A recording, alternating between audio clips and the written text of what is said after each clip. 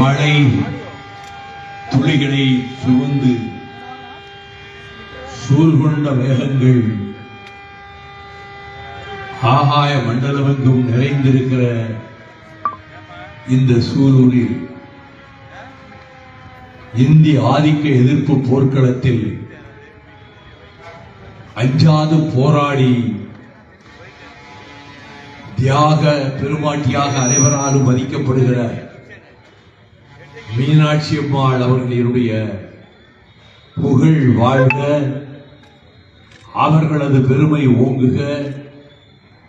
அவர்கள் நெஞ்சிலே நிறைந்திருந்த இந்திய ஆதிக்க எதிர்ப்பு உணர்ச்சி கால கடுந்தீயாக கடை தீயாக ஓங்கி எழுக என்று கூறி மலர்களை தூவிவிட்டு என் உரையை தொடங்குகிறேன்.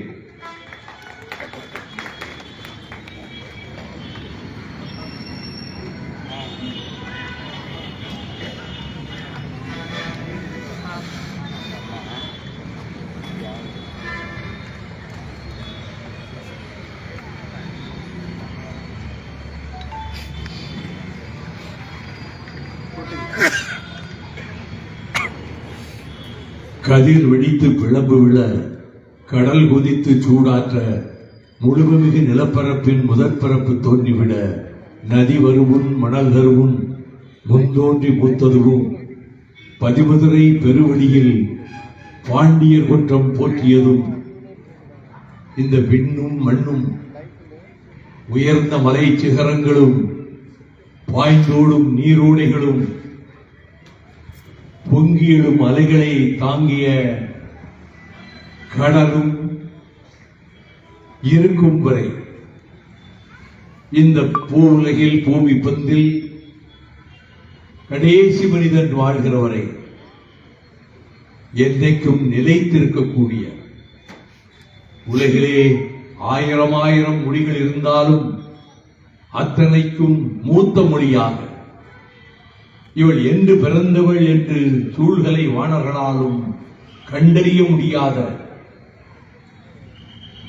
எங்கள் உயிரினும் இனிய செந்தமிழ் மொழியே வாழ்க. இந்த மாபெரும் கூட்டத்தில் திராவிட இயக்கத்தினுடைய எஃகு கோட்டையாக நான் நெடுங்காலமாக கருதி வருகிற சூலூர் நகரில் நடைபெற்றுக் கொண்டிருக்கின்ற இந்திய ஏகாதிபத்தியம் எனும் தலைப்பிலே நடைபெற்றுக் கொண்டிருக்கின்ற இந்த கூட்டத்திற்கு தலைமை தாங்குகிற மறுமலர்ச்சி திராவிட முன்னேற்ற கழகத்தினுடைய அவை தலைவர் ஆர்வீர் சகோதரர் ஆடிட்டர் அர்ஜுனராஜ் அவர்களே, கழகத்தின் பொருளாளரும் அனலும் புனலும் கலந்த உரைதனை மேடையிலே இருந்தும் ஈழ வாழேந்தியாக ஏடுகளிலே எழுதியும் இந்த இயக்கத்தின் லட்சோப லட்சம் தொண்டர்கள் நெஞ்சிலே இடம்பெற்றிருக்கின்ற கழகத்தினுடைய பொருளாளர் என் ஆழ்வீர் இளவன் நெய்வேலி செந்திலதிபன் அவர்களே, ஓலை குடிசையிலே ஒடுக்கப்பட்ட சமூகத்திலே பிறந்து முதலாக நான் ஒரு பொது நிகழ்ச்சியிலே தென்னாட்டிலே நான் பேச வருவன் செவியிலே விழுந்த உரை கேட்டு திகைத்து போன நான் தரை அருந்தமிழ் சொற்களை அடுக்கடுக்காக வர்ணிக்கிறாரே இந்த தம்பி என்று பக்கத்திலே அழைத்து எந்த ஊர் என்று கேட்க, கழுகுமலைக்கு பக்கத்திலே இருக்கிற கரடிகுளம் என்கின்ற கண்விழிக்காத பட்டிக்காடு என்று அவர் சொல்ல, என்னோடு தம்பி நீ சென்னைக்கு வா, தாயகத்திலே இருந்து கொள், அந்த அலுவலகை பணிகளை ஆற்றுவது மட்டுமல்ல, மேடைகள் பேசவும் சங்கொலியிலே எழுதவுமாக உன்னுடைய வரகவி ஆற்றல் பயன்படட்டும் என்று நான் அழைத்து வந்து இன்றைக்கும் இந்த இயக்கத்துக்கு ஒரு போர்க்கருவியாக திகழ்ந்து கொண்டிருக்கின்ற என்னுடைய ஆர்வீர் தம்பி வரகவி மணிவேந்தன் அவர்களே, இந்த நிகழ்ச்சியை மிகச்சிறப்பாக நடத்துவதற்கு பல்லாண்டு காலமாக திராவிட இயக்கத்துக்கு பாடுபட்டுக் கொண்டிருக்கின்ற மாவட்ட கழக அவைத் தலைவர் டாக்டர் கலைஞரின் பெயர் தாங்கிய தம்பி சு.பே. கருணாநிதி அவர்களே, மாவட்ட பொருளாளர் அன்பிற்குரிய தி.க. நடராசன், மாவட்ட துணை செயலாளர்கள் தங்கவேலு, இயேசுதாஸ், கவிதா, விசுவாசத்துக்கும் நன்றிக்கும் இலக்கணமாக எந்நாளும் திகழ்கிற முன்னாள் நாடாளுமன்ற உறுப்பினர் பேரறிஞர் அண்ணா அவர்கள் 62 போராட்டத்தில் சிறையில் இருந்தபோது அவர் உடல்நலம் மிகவும் பாதிக்கப்பட்டு சென்னை அரசு பொது மருத்துவமனையிலே அறிஞர் அண்ணா சிகிச்சை பெற்று வந்த காலத்தில் MBBS முடித்துவிட்டு ஹவுஸ் சர்ஜனாக பணியாற்றிக் கொண்டிருக்கக்கூடிய அந்த காலத்திலேயே அறிஞர் அண்ணா அவர்களுக்கு பணிவிடை செய்வதையே தன்னுடைய கடமையாக கொண்டு அதன் பிறகு இவருக்கு நீங்கள் இந்த ஊரில் மருத்துவராக பொறுப்பேற்கலாம் என்ற அரசாணையை அண்ணாவிடம் கொண்டு போய் காட்ட அறிஞர் அண்ணா அவர்கள் 4½ பக்கத்துக்கு அவர் தன்னுடைய எழுதுகோலை எடுத்து டாக்டர் கிருஷ்ணன் ஒரு லட்சியவாதி, உயர்ந்த மருத்துவ சேவை செய்வதற்கு தகுதியானவர் என்று அவரை பற்றி பாராட்டி 4½ பக்கம் கையால் எழுதிய பெருமை வேறு யாருக்கும் தமிழ்நாட்டிலே கிடைத்ததில்லை என்ற வகையில் அவர் நாடாளுமன்ற வேட்பாளராக மறுமலர்ச்சி திராவிட முன்னேற்ற கழகத்தின் சார்பிலே போட்டியிட்ட போது அறிஞர் அண்ணா அவர்கள் டாக்டர் கிருஷ்ணனை பற்றி எழுதிய அந்த கடிதத்தை லட்சக்கணக்கான பிரதிகளை எடுத்து அப்பொழுது மாவட்ட செயலாளராக திகழ்ந்த என் அன்பு சகோதரர் R.T. மாரியப்பனும் மற்றவர்களும் வீடு வீடாக சென்று அண்ணாவினுடைய பாராட்டு மடலையே வாக்கு கேட்கின்ற அழைப்புதலாக தந்தார்கள். 2 முறையும் நாடாளுமன்றத்திற்கு மறுமலர்ச்சி திமுக சார்பிலே வெற்றி பெற்று சென்றார். அவரை வளைப்பதற்கு சிலர் முயற்சித்ததுண்டு. நீங்கள் அணிமாறி எங்களோடு வந்தால் 15 கோடி ரூபாய்க்கு உங்களுக்கு ஒரு தொழிற்சாலை அமைத்து தருவோம் என்று சிலர் ஆசை வார்த்தை கூறியதுண்டு. மணியும் வரை நான் வைகோவின் நிழலியதான் நிற்பேன் என்று சொன்ன என்னுடைய அன்பு சகோதரர் டாக்டர் கிருஷ்ணன் அவர்களே, உயர்நிலை குழு உறுப்பினர், ஜிப்ரால்டர் கோட்டை என்று கொங்கு மண்டலத்தை நான் வர்ணிக்கின்ற வகையில் கழகத்துக்கு பாடுபட்ட ஆர்வீர் சகோதரர் R.R. மோகன்குமார் அவர்களே,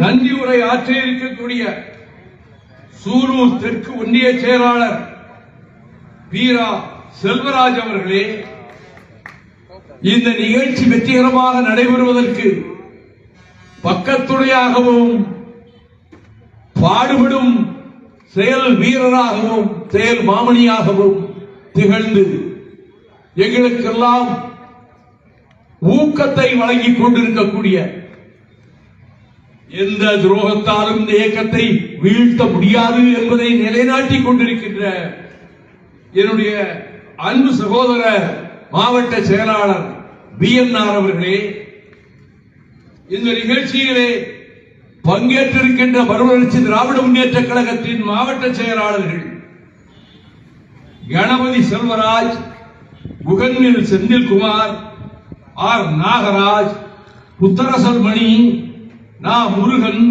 பி. தமிழரசு, கோபால்ராஜு, மகேந்திரவர்மன், சங்கேஸ்வரன், சேகர், கே.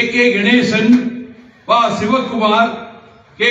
சேதுபாஸ்கரன், முன் கோபால், ஈரோடு சோ. வீரகுமாரன், கோ. ராமதாஸ் உள்ளிட்ட கழகத்தின் காப்பாளர்களே, சூலூர் ஒன்றிய வடக்கு செயலாளர் யுவராஜ் உள்ளிட்ட இந்த நிகழ்ச்சிக்கு வருகை தந்திருக்கின்ற மாமன்ற உறுப்பினர்களே, ஒன்றிய நகர பேரூர் கழக செயலாளர்களே, நகரங்களின் வட்டக்கழக செயலாளர்களே, செயற்குழு பொதுக்குழு உறுப்பினர்களே, பேரறிஞர் அண்ணாவின் தம்பிகளே, இந்த நிகழ்ச்சியை சற்று தொலைவில் இருந்தாவது கேட்போம் என்று செவிமடுத்துக் கொண்டிருக்கின்ற பெருந்தன்மை வாய்ந்த தமிழகத்தின் எதிர்காலத்தையும் தீர்மானித்துக் கொண்டிருக்கின்ற இந்தியா கூட்டணியின் அங்கமாக திகழும் மதச்சார்பற்ற முற்போக்கு கூட்டணியில் திராவிட முன்னேற்ற கழகத்தின் தலைமையில் அங்கம் வகிக்கின்ற அரசியல் கட்சிகளான காங்கிரஸ் கட்சி, விடுதலை சிறுத்தைகள் கட்சி, மார்க்சிஸ்ட் கம்யூனிஸ்ட் கட்சி, இந்திய கம்யூனிஸ்ட் கட்சி, அதை போல பங்கெடுத்துக் கொண்டிருக்கக்கூடிய இந்திய யூனியன் முஸ்லிம் லீக், கொங்கு மண்டலத்தின் உரிமையாக காப்பதற்காக இயங்கிக் கொண்டிருக்கின்ற ஒரு அரசியல் கட்சி உள்ளிட்ட பல்வேறு கட்சிகளை சேர்ந்த என் அரும் தோழர்களே, ஜனநாயகத்தின் அடித்தளம் பத்திரிகை சுதந்திரம் தான், கருத்து சுதந்திரம் தான். அதற்கு காவலாக நிற்கின்ற விழிகளாகவும் செவிகளாகவும் மக்களாட்சிக்கு துணை நிற்கின்ற தொலைக்காட்சி ஊடகங்களின் நண்பர்களே, பத்திரிகை செய்தியாளர்களே, இந்த நிகழ்ச்சிக்கு வந்திருக்கின்ற எனது பாசமிகு தாய்மார்களே, மதிப்பிற்குரிய பெரியோர்களே, கூற்று உடன்று மேல் வரினும் கூடி எதிர்க்கும் ஆற்றல் அதுவே படை என்ற வள்ளுவன் வாய்மொழிக்கு இலக்கணமாக பாயும் ஈட்டிக்கும் இமை கொட்டாது மாது காட்டுகின்ற கூட்டம் எங்கே? அது மறுமலர்ச்சி திராவிட முன்னேற்ற கழகத்தின் வாலிப வேங்கைகள் கூட்டம் என்று நான் சொல்லி மகிழத்தக்க தகுதியை தந்திருக்கின்ற கழகத்தின் கண்மணிகளே, இளம் தலைமுறையினர் திராவிட இயக்கத்தை பற்றி அறிந்து கொள்ள வேண்டும். அறிவாசான் தந்தை பெரியாரை, அவரது லட்சியங்களை உணர்ந்து கொள்ள வேண்டும். தூத்துக்குடியிலே இருந்து ஜான்சிபார் வரை, டிம்பக்டு வரை பறந்து விரிந்து கிடக்கக்கூடிய இந்த பூவுலகில் எங்கெல்லாம் தமிழர்கள் வாழ்கிறார்களோ அவர்கள் இதய சிம்மாசனத்திலே அறிஞர் அண்ணா வாழ்கிறார் என்று 64 இல்லஸ்ட்ரேட்டட் வீக்லி பத்திரிகை பாராட்டியதே அந்த அறிஞர் அண்ணாவை பற்றி, அவரது தியாகம் நிறைந்த வரலாற்றை பற்றி, தன்னலமற்று தமிழ் தாய்க்கும் தமிழ் மொழிக்கும் தமிழ் இனத்துக்கும் அவர் ஆற்றிய பணிகளை பற்றி இளம் தோழர்கள், வாலிப பிராயத்தினர், 25 வயதுக்கு மேற்படாதவர்கள் தெரிந்து கொள்ள வேண்டும். திராவிட முன்னேற்ற கழகத்திலே இருக்கக்கூடிய அந்த இளம் தம்பிமார்கள், இளம் தோழர்கள் தந்தை பெரியாரை பற்றியும் அறிஞர் அண்ணாவை பற்றியும் முத்தமிழறிஞர் டாக்டர் கலைஞரை பற்றியும் திராவிட இயக்கத்தின் தியாக வரலாற்றை பற்றியும் நீங்கள் அறிந்து கொள்ள வேண்டும் என்ற என்னுடைய அவா நிறைவேறும் ஒரு நாள் வரும் என்று எதிர்பார்க்கின்றேன். நான் 31 ஆண்டுகள், ஏறத்தாழ 30 ஆண்டுகள் 6 மாதம் திராவிட முன்னேற்ற கழகத்திலே இயங்கினேன். 1964 மாநில கல்லூரியிலே பொறியியல் முதுகலை முதலாண்டு படித்துக் கொண்டிருந்த நான், அந்த ஆண்டு ஆகஸ்ட் மாதம் 21ஆம் தேதி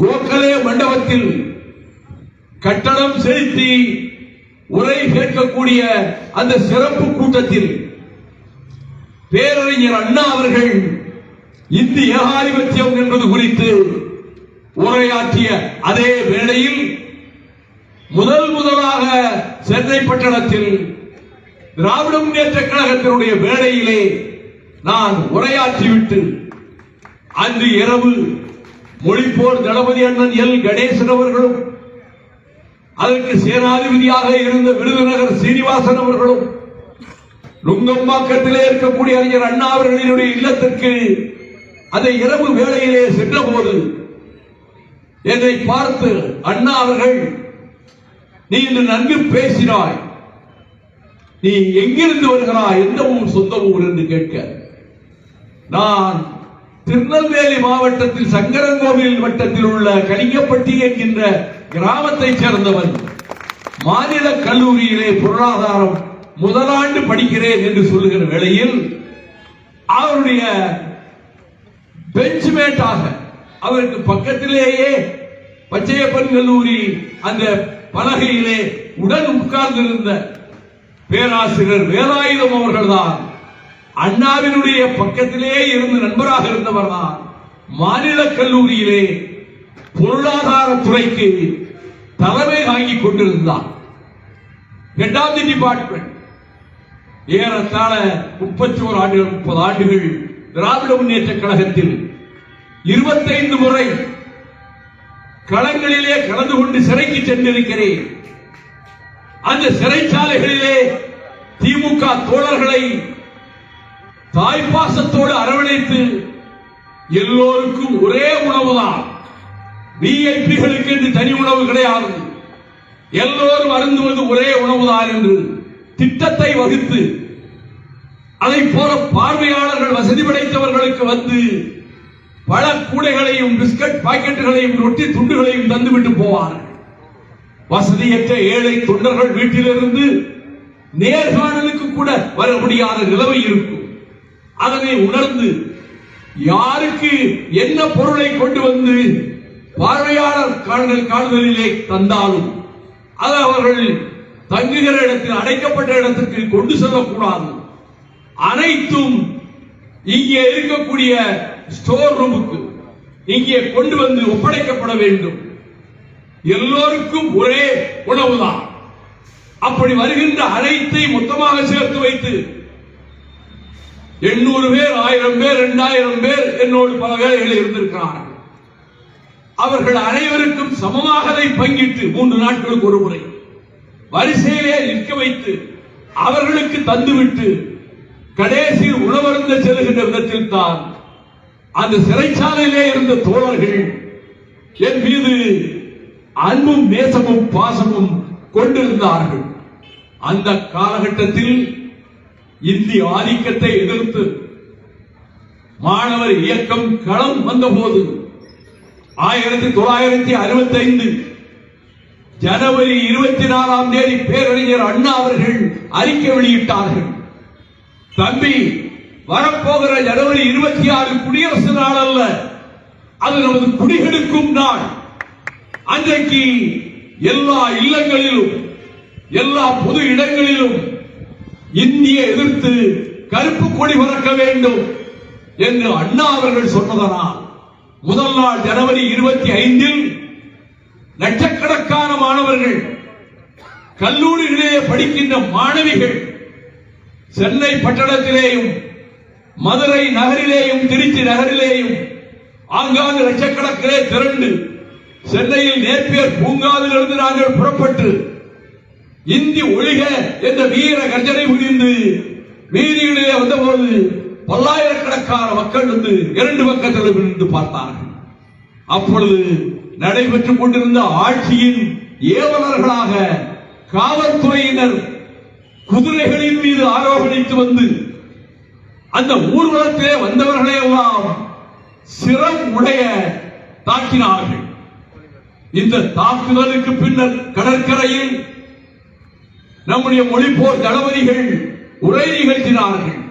அதே நாளில் மதுரை மாநகரில் சங்கம் வைத்து தமிழ் வளர்த்த நான்மாடக்கூடலில்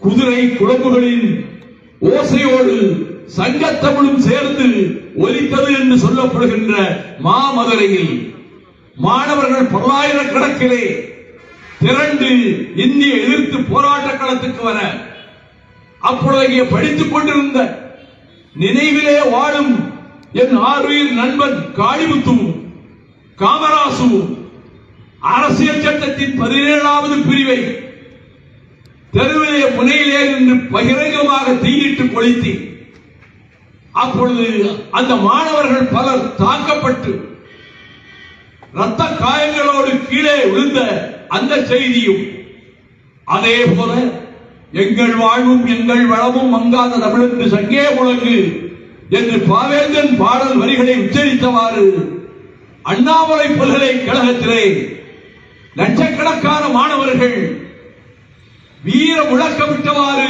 வீதியிலே வந்தபோது எதிர்த்து வந்த காவல்துறை கண்மண் தெரியாமல் துப்பாக்கி சூடு நடத்திய வேளையில் சிவகங்கையிலே பிறந்த வேங்கை ராஜேந்திரன் என்று அண்ணாமலை பல்கலைக்கழக மாணவன் தொண்டையிலே குண்டு பாய்ந்து அந்த இடத்திலேயே கீழே விழுந்து மடிந்த செய்தியும் எங்களுக்கு வர, நாங்கள் கல்லூரி விடுதியினுடைய அந்த வளாகத்துக்குள்ளே கூட்டம் போட்டு சிவகங்கை ராஜேந்திரன் ரத்தம் சிந்தி மடிந்து விட்டான் ஒரு மாணவன், நாம் போராட்டத்தை தொடர்வதுதான் சரி என்று நாங்கள் போராட தொடங்கிய அந்த வேளையில் தான் தேனாம்பேட்டையிலே லட்சிய நடிகர் எஸ் ராஜேந்திரன் அவர்களுடைய வீட்டிற்கு முன்னால் ஏற்றப்பட்ட கருப்பு கொடியை கீழே இறக்குகிறாயா இல்லையா என்று 100க்கு மேற்பட்டவர்கள் எஸ்எஸ்ஆர் வீட்டை சூழ்ந்து கொள்ள, எதற்கும் அஞ்சாத அந்த சேடவட்டி சிங்கம் கையிலே துப்பாக்கி எடுத்துக்கொண்டு எவனடா வருகிறவன் வீட்டுக்குள்ளே நுழைந்து பார் என்று சொன்னதற்கு பிறகு அவர் கைது செய்யப்பட்டு சிறையில் கொண்டு வந்து அடைக்கப்பட்டார். இந்த போராட்டம் தொடர்ந்தது. பேரறிஞர் அண்ணா அவர்கள் முக்கிய தலைவர்கள் கைது செய்யப்பட்ட அந்த வேளையில் இந்த போராட்டத்தை உந்து சக்தியாக ஊக்குவிப்பவர் கோபாலபுரத்திலே இருக்கக்கூடிய டாக்டர் கலைஞர் கருணாநிதி என்று சொல்லி அவரை மாலை வேளையிலே கைது செய்து போலீஸ் வேனிலே ஏற்றி இரவோடு இரவாக அவர் நெஞ்சு வலிக்கிறது என்று சொல்லியும் திருச்சிராப்பள்ளிக்கு கொண்டு சென்று அங்கிருந்து மதுரைக்கு கொண்டு போய் மதுரையிலே சற்று நேரம் அடைத்து வைத்திருந்த போது மதுரையின் மாவீரன் முத்து அங்கே கலைஞரை காண சென்ற போது காவல்துறையினர் அவரை நாங்கள் இப்பொழுது தெற்கே நோக்கி கொண்டு செல்கிறோம் என்று பாளையங்கோட்டையினுடைய தனிமை சிறைச்சாலையில் அங்கேயும் 150 அறைகள் இருக்கின்றன. அந்த குவாரண்டைனில் ஒரே ஒரு அறையில் கலைஞர் அவர்களை பூட்டி வைத்து இந்த செய்தி பரவிய வேளையில் மாணவர் போராட்டம் உச்சக்கட்டத்தை அடைய அண்ணா அவர்கள் பாளையங்கோட்டை சிறைக்கு சென்று கலைஞரை நேர்காணல் செய்த போது கலைஞர் அவர்கள் எதை பற்றியும் கேட்காமல் தர்மபுரி இடைத்தேர்தல் வருகிறதே அண்ணா, என்ன செய்திருக்கிறீர்கள், என்ன பணிகள் நடக்கின்றன என்று அவர் கேட்க, அதன் பின்னர் அவர் விடுதலை பெற்ற நாளில் திருநெல்வேலி நகரத்திலே கூட்டம் நடைபெற்ற போது நானும் அந்த கூட்டத்திற்கு சென்றிருந்தேன். அண்ணா அவர்கள் அப்பொழுதுதான் சொன்னார், நான் மத்திய சிறைச்சாலையின் வாசலை திரும்பி பார்த்த போது தன்னை வெல்வான் தரணியை வெல்வான் என்ற பொன்னெழுத்துக்களால் வாசகம் பொறிக்கப்பட்டிருக்கிறது. அப்படி தன்னை வென்றவர் தான் இந்த மேடையிலே நமது பாராட்டை பெறுகிறார் என்று அண்ணா அவர்கள் வர்ணிக்க, இந்த போராட்ட காலத்தில் தமிழ்நாட்டு காவல்துறையால் கட்டுப்படுத்த முடியவில்லை என்று முதலமைச்சர் தகவல் கொடுக்க, டெல்லி ஏகாதிபத்தியம் எல்லைப்புறத்திலே இருந்து நாட்டை காப்பாற்ற வேண்டிய இந்திய ராணுவத்தை, பகை நாடுகளின் படையெடுப்பை தடுத்து நிறுத்த வேண்டிய கடமையை செய்ய வேண்டிய இந்திய ராணுவத்தை தமிழ்நாட்டுக்குள்ளே அனுப்பி எந்திர துப்பாக்கிகளோடு அவர்கள் போராட்டம் நடத்துகிறவர்களை கண்ட இடத்திலே சுட்டுக் கொண்டு அதிகமான உயிர் பலி கொடுத்தது தமிழ்நாட்டில் இந்த கொங்கு மண்டலம் தான். விழுந்த பிணங்களின் எண்ணிக்கை தெரியக்கூடாது என்பதற்காக மதுக்கரை காடுகளிலே கொண்டு வந்து பெரிய பள்ளத்தை தோண்டி துப்பாக்கி சூட்டிலே இறந்து போன தமிழர்களை, வாலிபர்களை, அந்த பிரேதங்களை அதிலே வீசி பெட்ரோலை தின்னாக மேலே ஊற்றி தீ வைத்து கொளுத்தி சாம்பலாக்கினார்களே, அப்படிப்பட்ட அந்த தியாக போராட்டம் நடைபெற்றுக் கொண்டிருந்த அந்த நிலையில் மாணவர்கள் பொங்கி எழுந்து ரயில்வே ஸ்டேஷன்களை கைப்பற்றினார்கள், தபால் ஆபீஸ்களை கைப்பற்றினார்கள், மத்திய அரசாங்கத்தினுடைய அலுவலகங்களை கைப்பற்றினார்கள்.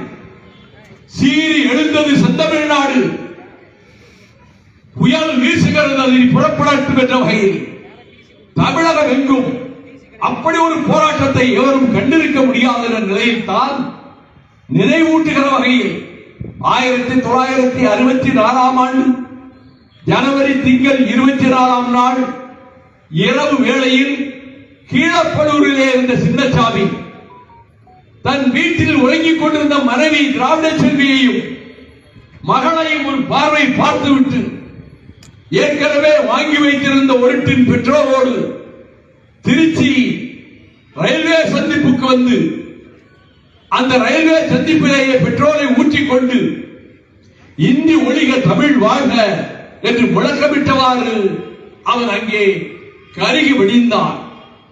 இந்த செய்தி பேரறிஞர் அண்ணாவுடைய உள்ளத்தை உலுக்கியது. இந்த போராட்டத்தினுடைய முதல் தியாகியாக அவன் இருந்தாலும் அதற்கும் முன்பு 1938 ஆண்டில் ஆரியர் புரட்டும் இந்தி ரகசியமும் என்று குடியரசு ஏட்டிலே மணல் தீட்டிய தந்தை பெரியார் அவர்கள் அவர் அந்த காலகட்டத்தில் இந்தியை எதிர்த்தே தீர்வேன், இந்த நாட்டுக்குள்ளே நான் உழையோட மாட்டேன் என்கிற போது ராஜகோபாலாச்சாரியார் முதலமைச்சராக இருந்து இந்தியை கட்டாய பாடமாக அறிவிக்கின்ற வேளையில் நீதிமன்றத்திலே கொண்டு வந்து நிறுத்தப்பட்ட தந்தை பெரியார் அவர்களை பார்த்து நீங்கள் என்ன சொல்ல விரும்புகிறீர்கள் என்று நீதிபதி கேட்டபோது நீங்கள் ஏற்கனவே ஒரு முடிவெடுத்துக் கொண்டு எனக்கு தண்டனை தருவதென்று முடிவெடுத்துக் கொண்டு இங்கே உட்கார்ந்திருக்கிறீர்கள். உங்களிடம் நான் வாதங்களை எழுப்பி என்ன பயன்? அதிகபட்சம் என்ன தண்டனை கொடுக்க முடியுமோ கொடுங்கள். மிக மோசமான வசதிகளே இல்லாத சிறைச்சாலை எதுவோ அங்கே என்னை அனுப்புங்கள் என்று பெரியார் அங்கே கர்ஜனை புரிந்தார். நீதிபதி 3 ஆண்டு காலம் உங்களுக்கு கடுங்காவல் தண்டனை என்று அறிவித்த போது அந்த ஈரோட்டு சிங்கம் கலகலவென சிரித்துக் கொண்டு போட்டிருந்த மஞ்சள் நிற சால்வையை ஒரு பக்கமாக இழுத்து போர்த்திக் கொண்டு 3 வருடம் 3 வருடம் 3 வருடம் என்று திரண்டிருந்த கூட்டத்துக்கு மத்தியிலே மகிழ்ச்சி பொங்க சொல்லிவிட்டு அவர் வெள்ளாடி சிறைச்சாலைக்கு மாற்றப்பட்டார். அந்த காலகட்டத்தில் தான் இந்த போராட்ட களத்திலே ஈடுபட்ட நடராசனும் ஒடுக்கப்பட்ட சமூகத்திலே பிறந்த நடராசனும் நாடார் சமூகத்திலே பிறந்த தாளமுத்துவும் ஒருவரின் ஒருவராக சிறைச்சாலையிலே மடிந்தார்கள். அந்த சோதனைகள் மிகுந்த வேளையில் சகோதரி மீனாட்சி அம்மாளை போல போராடியவர்களில் ஒருவர்தான் பல்லடம் தந்த சிங்கம் பொன்னுச்சாமி. பல்லடம் பொன்னுச்சாமி முதலமைச்சர் ராஜாஜி வீட்டுக்கு முன்னாலே போய் உண்ணாவிரதம் இருந்தார். அவர் எதிரே ஒரு பாம்பாட்டியை பிடித்து நாகப்பாம்பு நல்ல பாம்பு ஒன்றை கொண்டு வந்து அவருக்கு முன்னாலே போட்டார்கள். நாகம் சீறியது, நல்ல பாம்பு சீறியது. பல்லடம் பொன்னுச்சாமி அசையவில்லை அந்த இடத்தை விட்டு. அப்படியே பாம்பு தீண்டினால் தீண்டட்டும், நான் இங்கிருந்து எழுந்து செல்ல மாட்டேன் என்று இருந்த அந்த வீர புதல்வனை தந்த மண்ணில் தான் இன்றைக்கு சூரூரிலே நான் பேசிக் கொண்டிருக்கின்றேன். அப்படிப்பட்ட எதிர்ப்பு போராட்ட களத்தில் ரத்தம் சிந்தியும் உயிர்களை கொடுத்தும் போராடியவர்கள் வரிசையில் சிவலிங்கம் அரங்கநாதன், தாளமுத்து நடராஜனுக்கு பிறகு வரிசையாக தீக்குளித்தவர் சிவலிங்கம், சின்னசாமி, அரங்கநாதன், ஆசிரியர் வீரப்பன், சத்தியமங்கல முத்து, கீரனூர் முத்து, ராணிமலை சண்முகம், மயிலாடுதுறை சாரங்கபாணி, பீளமேடு தண்டபாணி, இவர்கள் அனைவரும் விஷம் அருந்தியும் தீக்குளித்தும் பாதாதிகேசம் பற்றி எரிய எலும்புகள் படியிரண்டு உடைத்து விடைந்து உடைந்து கீழே விழ உடல் கருகி சாம்பலாக செந்தமிழ் மொழிக்காக உலகில் எவரும் தீக்குளித்தது கிடையாது. வியட்நாமிலே முத்தமிழ்ச்சிகள் மதத்துக்காக தீக்குளித்த வரலாறு உண்டு. மொழிக்காக அயர்லாந்திலே கூட எவரும் தீக்குளிக்கவில்லை. உனக்கு அயர்லாந்து விடுதலை வேண்டுமா, காலிக் மொழி விடுதலை வேண்டுமா என்று கேட்டபோது அந்த மண்ணின் தலைவனும் சிற்பன் இயக்கத்தினுடைய தலைவனுமான ஏமன் டிபாவரா அவர் சொன்னார், மொழி விடுதலை தான், யாரிக் மொழி விடுதலை தான் எனக்கு முதலில் வேண்டும், மண் விடுதலையை எப்பொழுதும் நாங்கள் பெற்றுக் கொள்வோம் என்று சொன்னதை தம்பிமார்களுக்கு அண்ணா கடிதமாக தீட்ட துருக்கியிலே ஐரோப்பா கண்டத்தின் நோயாளி என்று வர்ணிக்கப்பட்ட துருக்கியிலே முஸ்தபா கமால் பாட்ஷா இங்கே உருது மொழிக்கும் அரபி மொழிக்கும் இனி நாங்கள் இடம் தர மாட்டோம், எங்கள் துருக்கி மொழிதான் இந்த நாட்டினுடைய ஆட்சி மொழியாக, பள்ளிக்கூட மொழியாக, கல்லூரி மொழியாக இருக்க வேண்டும் என்று அறிவித்து அதிலே வெற்றியும் பெற்றார். ஜான் விக்லிஃப் பைபிளை என் தாய்மொழியில் தான் படிப்பேன் என்று சொன்னதற்காக நடுவீதியிலே கொண்டு வந்து நிறுத்தப்பட்டு சவுக்கால் அடிக்கப்பட்டார். அந்த ஜான் விக்லிப்பின் வழியில் தான் திராவிட முன்னேற்ற கழகம் களம் கண்டு இந்தியை எதிர்த்திருந்தது. 67 தேர்தல் வந்தது. திராவிட முன்னேற்ற கழகம் மகத்தான வெற்றி பெற்றது. பேரறிஞர் அண்ணா அவர்கள் முதலமைச்சரானார்கள். சட்டமன்றத்திலே தீர்மானம் கொண்டு வந்து இனி இந்த செந்தமிழ் நாட்டில் இந்திக்கு இடமே இல்லை, தமிழும் ஆங்கிலமும் மட்டும்தான் ஆட்சி மொழிகளாக இருக்கும், கல்வி மொழிகளாக, கல்லூரி மொழிகளாக, பள்ளி மொழிகளாக இருக்கும் என்று சட்டசபையிலே அறிவித்துவிட்டு சுயமரியாதை திருமணத்தை சட்டமாக்குவேன் என்று அதற்கு ஒரு மசோதாவை கொண்டு வந்து நிறைவேற்றிவிட்டு சங்கர்லிங்கனார் 72 நாட்கள் உண்ணாவிரதம் இருந்து விருதுநகர் மைதானத்திலே உடல் நலன் குன்றி மடிந்தாரே தமிழ்நாடு என்று பெயர் வைப்பதற்காக அந்த தமிழ்நாடு என்ற பெயரை சட்டமன்றத்திலே முழங்கி இனி இந்த மண்ணுக்கு தமிழ்நாடு என்றுதான் பெயரிட வேண்டும் என்று சொல்லியதோடு மட்டுமல்ல, புற்றுநோய் என்கின்ற அந்த கொடூர மரண கழிவு அண்ணாவை கொத்திய வேளையில் அமெரிக்க நாட்டு மில்லரிடம் சிகிச்சை பெற்று திரும்பி வந்த அண்ணா அவர்கள் மெலிந்த தோற்றத்தோடு இருந்தபோது சட்டக்கல்லூரி மாணவர்கள் நாங்கள் நுங்கம்பாக்கம் அவர் வீட்டுக்கு சென்ற போது வழக்கமாக அணிகின்ற அந்த பனியனை அணிந்து கொண்டு ஜன்னல் ஓரத்திலே உட்கார்ந்திருந்த அந்த மெலிந்த உருவத்தை பார்த்து நாங்கள் கவலையோடு அவரிடம் பேசிக் கொண்டிருந்த போது அவர் உங்கள் பாசறைகளை எல்லாம் நீங்கள் பலப்படுத்திக் கொள்ள வேண்டும் என்று சொன்ன அண்ணா அவர்கள் கடைசியாக தமிழ்நாடு பெயர் சூட்டு விழாவில் டாக்டர்கள் எச்சரித்தும் நீங்கள் கலந்து கொள்ளக் கூடாது, உங்கள் உடல் நலம் இடம் கொடுக்காத போதும் அவர் அங்கே வந்து இன்றைய கலைவாணர் அரங்கம், அன்றைய பாலர் அரங்கமாக இருந்த அந்த இடத்தில் அண்ணா அவர்கள் அந்த மேடைக்கு வந்தவுடன் அந்த உடம்பை பார்த்துவிட்டு கண்ணீர் விட்டு கதறிய அண்ணாவின் தம்பிகள் எண்ணற்றவர்கள். அந்த கூட்டத்திற்கு நானும் சென்றிருந்தேன் மாணவனாக. அப்பொழுது அண்ணா அவர்கள் சொன்னார்கள், என்னை டாக்டர்கள் எச்சரித்தார்கள், நீங்கள் அந்த கூட்டத்துக்கு போகக்கூடாது, சட்டசபைக்கு இருக்கு. தமிழ்நாடு என்று பெயர் சூட்டிய அந்த விழாவை கொண்டாடுவதிலே நான் கலந்து கொள்ளாமல் போனால் இந்த உடல் இருந்து என்ன பயன், இந்த உயிர் இருந்து என்ன பயன் என்று பேசிய போது எல்லோரும் தங்களுடைய கண்ணீரை துடைத்துக் கொண்டார்கள். அப்பொழுது சொன்னார், வருங்காலத்தில் கட்சிகளிடையே ஆட்சி மாறலாம், புதிய புதிய கட்சிகள் ஆட்சிக்கு வரலாம், ஆனால் நாங்கள் நிறைவேற்றி இருக்கிற இந்த 3 திட்டங்களையும், தமிழ்நாடு பெயரையும், சுயமரியாதை திருமண சட்டத்தையும், இந்திக்கு இடமில்லை தமிழும் ஆங்கிலமும் என்ற மொழி சட்டத்தையும் எவர் ஆட்சிக்கு வந்தாலும் இனிமேல் மாற்ற முடியாது என்று அந்த கூட்டத்திலே தன் உயிர் பெறுவதற்கு 8 நாட்களுக்கு முன்னாலே சொல்லிவிட்டு போனார். அப்படிப்பட்ட இந்திய ஆதிக்க எதிர்ப்பு போராட்ட களத்தில் நானும் நின்றவன் என்ற வகையில் முதலாக அண்ணாவுக்கு முன்னால் இந்திய ஆதிக்கத்தியம் என்ற தலைப்பிலே பேசியதை ஞாபகமூட்டி அண்ணாவை நெஞ்சிலே போற்றிக் கொண்டிருக்கின்ற சூலூர் மாநகரில் அதே தலைப்பில் நெடிய இடைவெளிக்கு பிறகு நான் இங்கே பேசுவதற்கு காரணம், இன்று கேரளம் நம்மை பின்பற்றுகிறது, மலையாள நாடு நம்மை பின்பற்றுகிறது. இந்திக்கு இனிமேல் எங்கள் கேரள நாட்டில் இடமில்லை, மலையாளமும் ஆங்கிலமும் தான் என்று சொல்ல உட்பட்டு விட்டது. கர்நாடகம் சீறி எழுந்து இந்தியை ஒழித்து கட்டுவோம், தமிழ்நாட்டை பின்பற்றுவோம் என்று கர்நாடக முதலமைச்சர் அறிவிக்கிறார். அங்கே மேற்கு வங்காளத்திலே சகோதரி மம்தா பானர்ஜி இன்றைக்கு முதலமைச்சராக இருக்கிறாரே, அந்த மேற்கு வங்கம் நாங்கள் நாட்டை இனிமேல் பின்பற்றுவோம், இங்கே இந்தியை வங்காளத்துக்குள்ளே நுழைய விட மாட்டோம் என்று பகிரங்கமாக அறிவித்து விட்டார். எனக்கு ஞாபகம் வந்தது, மொழி பிரச்சனை மூண்ட காலத்தில் இது பற்றி ஆய்வதற்காக மத்திய அரசு லாங்குவேஜ் கமிஷன் என்று 3 பேரை கொண்ட ஒரு குழுவை நியமித்தது.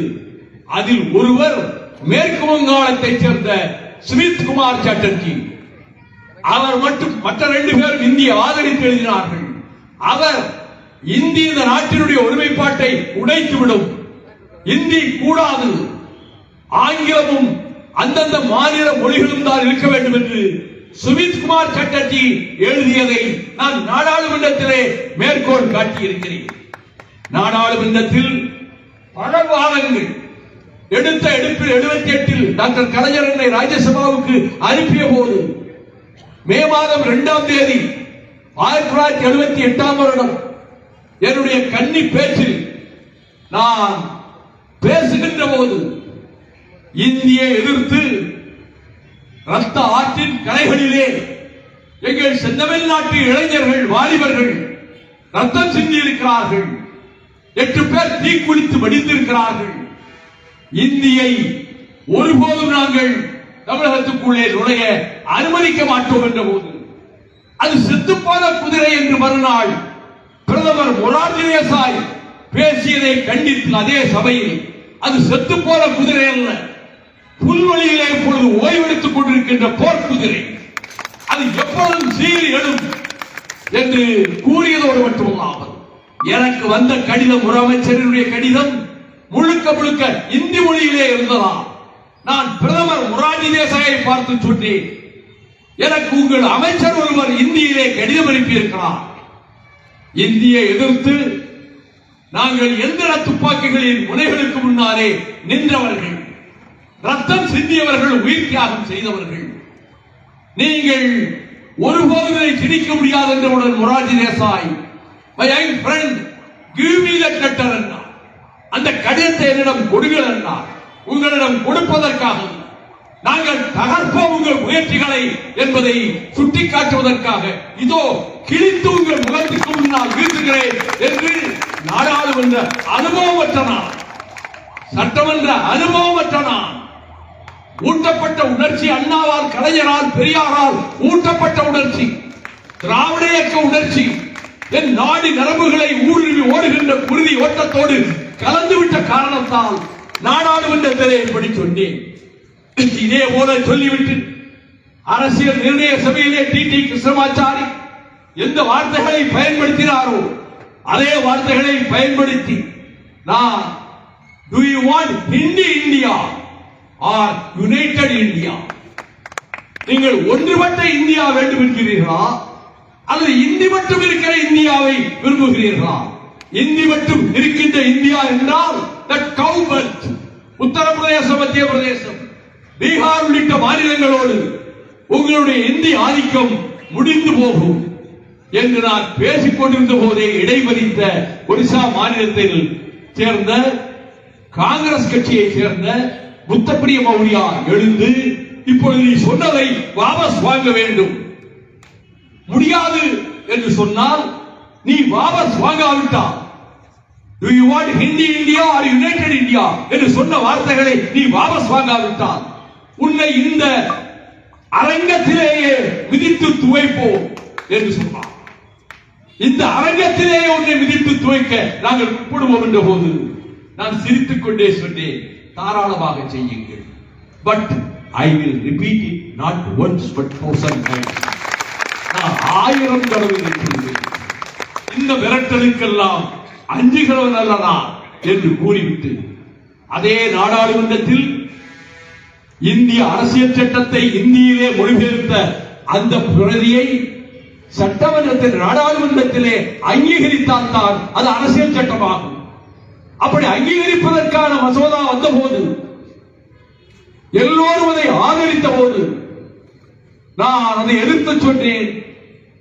இந்த இந்தியிலே எழுதப்பட்ட அரசியல் நிர்ணய சட்டத்தை பண்டித ஜவஹர்லால் நேருவிடம் கொண்டு போய் சுதந்திரம் கிடைத்த 2வது ஆண்டு இதை சட்டமாக்க வேண்டும் என்று சொன்னபோது நேரு புன்னகைத்தவாறே சொன்னார், what is there in that Hindi translation, அந்த இந்தி மொழிபெயர்ப்பிலே என்ன இருக்கிறது, இது ரயில்வே கைடை போல் இருக்கிறது, இதை தூக்கி மூலையிலே போடுங்கள், இதையெல்லாம் நான் நிறைவேற்ற விடமாட்டேன் என்று நேரு அவர்கள் சொன்னதை நீண்ட காலமாக மனதிலே வைத்திருந்து நண்பர் ராஜீவ்காந்தியினுடைய ஆட்சி காலத்தில் அதை மீண்டும் கொண்டு வந்த போது இந்திய அரசியல் சட்டத்தை இந்தியிலே மொழிபெயர்த்து அதை மசோதாவாக ஏற்றுக்கொள்ள வேண்டும் இந்த அரங்கம், இந்த ராஜ்யசபா பிறகு லோக்சபா என்று சொன்னபோது இந்த அரசியல் நிர்ணய சட்டம் எதற்கும் உதவாதது. இந்தியிலே இலக்கியம் கிடையாது, இலக்கணம் கிடையாது,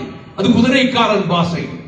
எங்கள் மொழியிலே இலக்கியம் உண்டு, இலக்கணம் உண்டு, அந்த உயர்தனி செம்மொழியிலே காவியங்கள் உண்டு.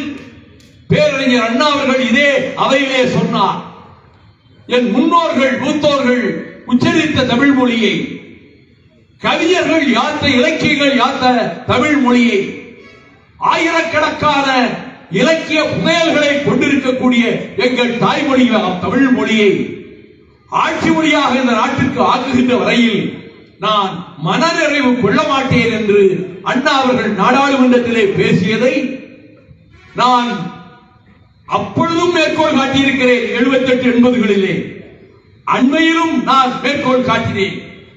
அப்படி அண்ணா அவர்கள் சொன்னதை போல 8வது அட்டவணையிலே இருக்கக்கூடிய 22 மொழிகளையும் ஆட்சி மொழிகள் ஆக்கினால் இந்த நாட்டினுடைய ஒருமைப்பாடு நீடிக்கும். இல்லையே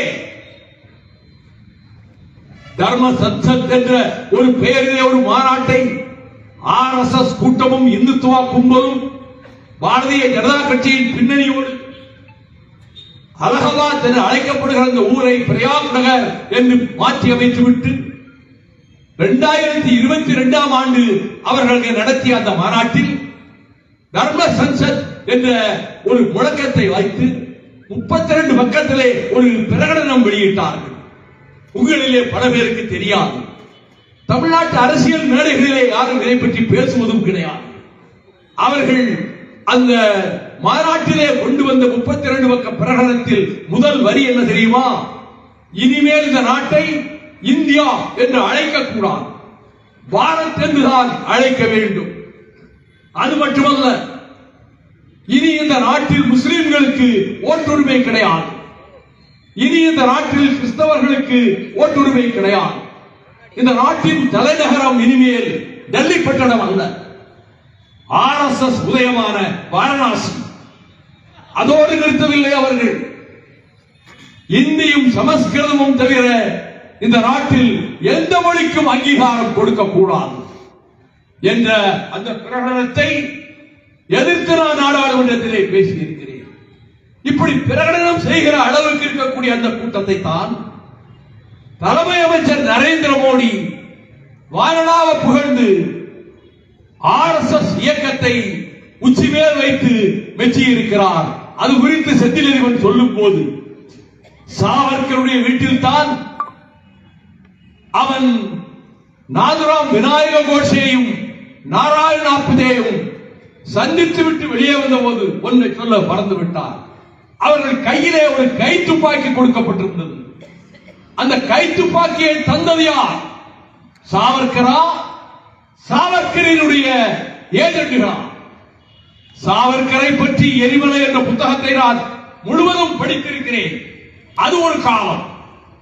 அப்படி எழுதிய சாவர்கர் பிரெஞ்சு கடற்கரையிலே சிறை விடிக்கப்பட்டு வந்த கப்பலிலிருந்து குதித்து தப்பி ஓடி பிரெஞ்சு எல்லைக்குள்ளே நுழைவதற்கு முன்பு அங்கிருந்தவன் கையூட்டு வாங்கிக் கொண்டு மீண்டும் பிரிட்டிஷ் போலீசாரிடம் ஒப்படைத்த காரணத்தால் இங்கே கொண்டு வந்து அந்தமான் சிறைச்சாலையிலே அடைக்கப்பட்ட சாவர்கர் சிறிது காலம் கழித்து ஒரு மன்னிப்பு கடிதத்தை பிரிட்டிஷ் அரசாங்கத்துக்கு எழுதினார். என்னை விடுதலை செய்யுங்கள், நான் பிரிட்டிஷ் அரசுக்கு விசுவாசமாகத்தான் நடந்து கொள்வேன் என்று சத்தியம் செய்கிறேன். 2வது கடிதம் மீண்டும் அதே பிரிட்டிஷ் அரசாங்கத்திற்கு சாவர்கர் என்னை விடுதலை செய்தால் பிரிட்டிஷ் சாம்ராஜ்யத்தினுடைய புகழ்பாடும் வேலையைத்தான் செய்வேன், உங்கள் அரசுக்கு எதிராக நான் எதுவும் செய்ய மாட்டேன் என்று என்னை மன்னித்து விடுங்கள் என்று மன்னிப்பு கடிதம் எழுதியதை யார் மறுக்க முடியும்? எதை வேண்டுமானாலும் சொல்லி எல்லோரையும் ஏமாற்றிவிட முடியாது. அப்படி 2 கடிதங்களை எழுதிய சாவர்கரினுடைய படம் நாட்டின் நாடாளுமன்றத்தின் மைய மண்டபத்திலே திறக்கப்பட்டது. வெட்கத்திற்கும் வேதனைக்கும் உரிய நாள் என்று நான் நாடாளுமன்றத்திலே குறிப்பிட்டிருக்கின்றேன். ஆனால் அதே நாடாளுமன்றத்தில் அரசியல் சட்டத்தை தீட்டிய உலக மாமேதை பாபா சாஹிப் டாக்டர் அண்ணல் அம்பேத்கர் அவர்கள் படம் அந்த மைய மண்டபத்திலே கிடையாது. அந்த மண்டபத்துக்குள் இருந்துதான் அரசியல் சட்டத்தை அவர் வரையறுத்தார். மோதிலால் நேரு படம் உண்டு, பண்டித ஜவஹர்லால் நேரு படம் உண்டு, பாலகங்காதர திலகர் படம் உண்டு, சித்தரஞ்சன் தாஸ் படம் உண்டு, கவிக்குயில் சரோஜினி நாயுடு அவர்களின் படம் உண்டு. அப்படி இந்தியாவில் இருக்கக்கூடிய பல தலைவர்களின் படங்கள் எல்லா பகுதியையும் ஆக்கிரமித்துக் கொண்டிருந்தாலும் அம்பேத்கர் படம் அங்கே கிடையாது. நேதாஜியின் படமும் முதலில் கிடையாது. பின்னர் பல ஆண்டுகளுக்கு பிறகு நேதாஜி படத்தை ஒப்புக்காக கொண்டு வந்து வைத்தார்கள். இதை பற்றி நான் நாடாளுமன்றத்திலே ஒரு முறை அல்ல பல முறை கேள்வி எழுப்பியிருக்கிறேன்.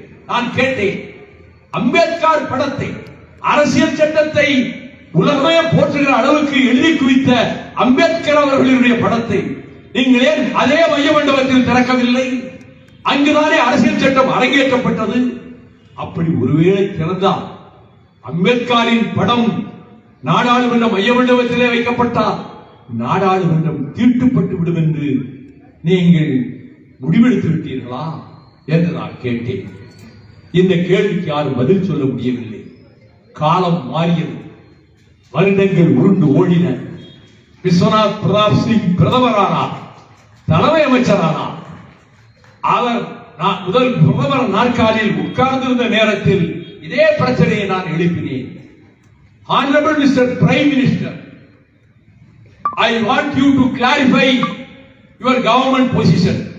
உங்கள் அரசாங்கத்தின் நிலைப்பாட்டை நீங்கள் தெளிவுபடுத்த வேண்டும். டாக்டர் அம்பேத்கர் படத்தை ஏன் மைய மண்டபத்திலே திறக்கவில்லை?